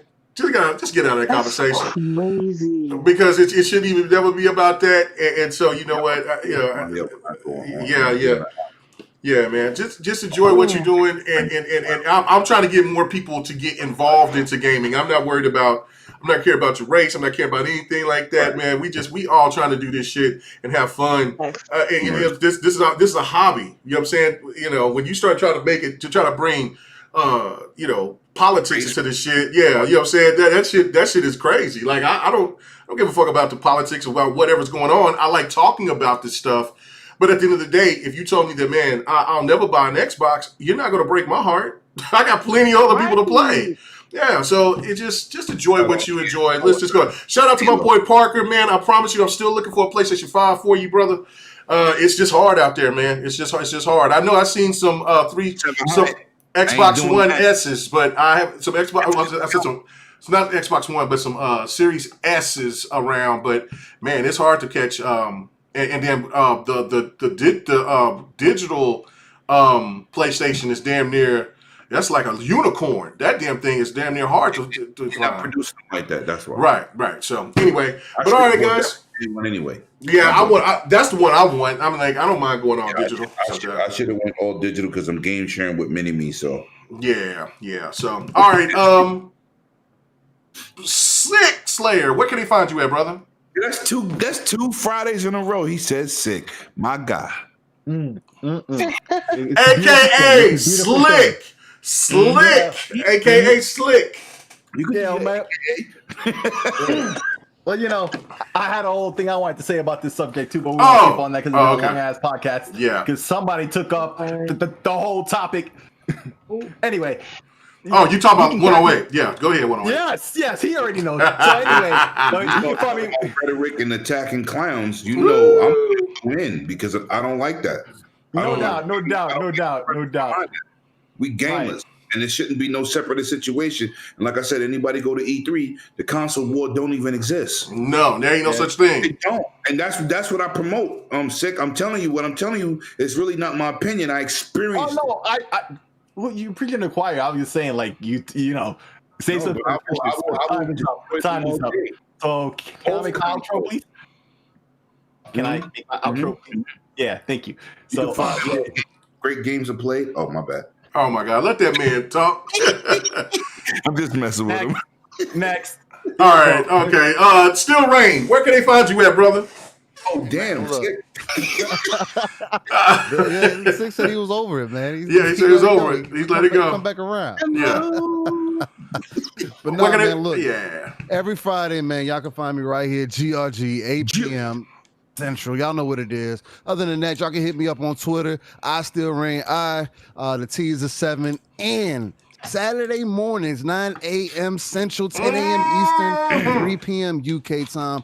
Come check out Living Split Screen in the morning where we come and get you energized and just give you that live, raw, and uncut, organic, authentic, and just energizing, post-thriving gaming entertainment that only me and that my boy Pong Soul can bring you, man. I just feel like we have a dynamic that is unique, and people have been loving the chemistry, man, and we're just here to keep it gaming, man. Other than that, hopefully everybody's had a godly week. If not, may the gods walk with you all. And look, man, another fantastic night with fantastic topics, with fantastic people.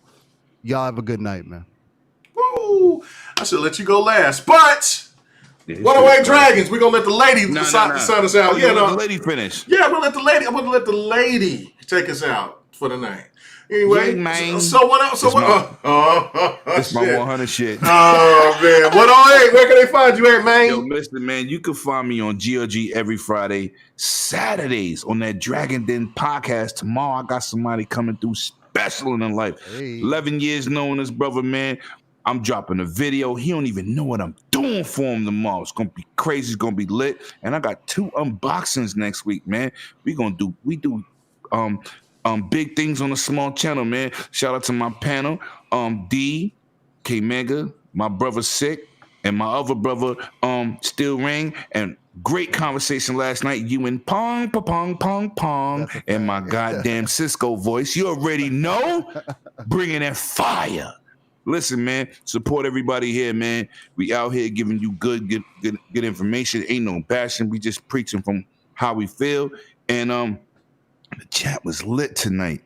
Man, let's get it.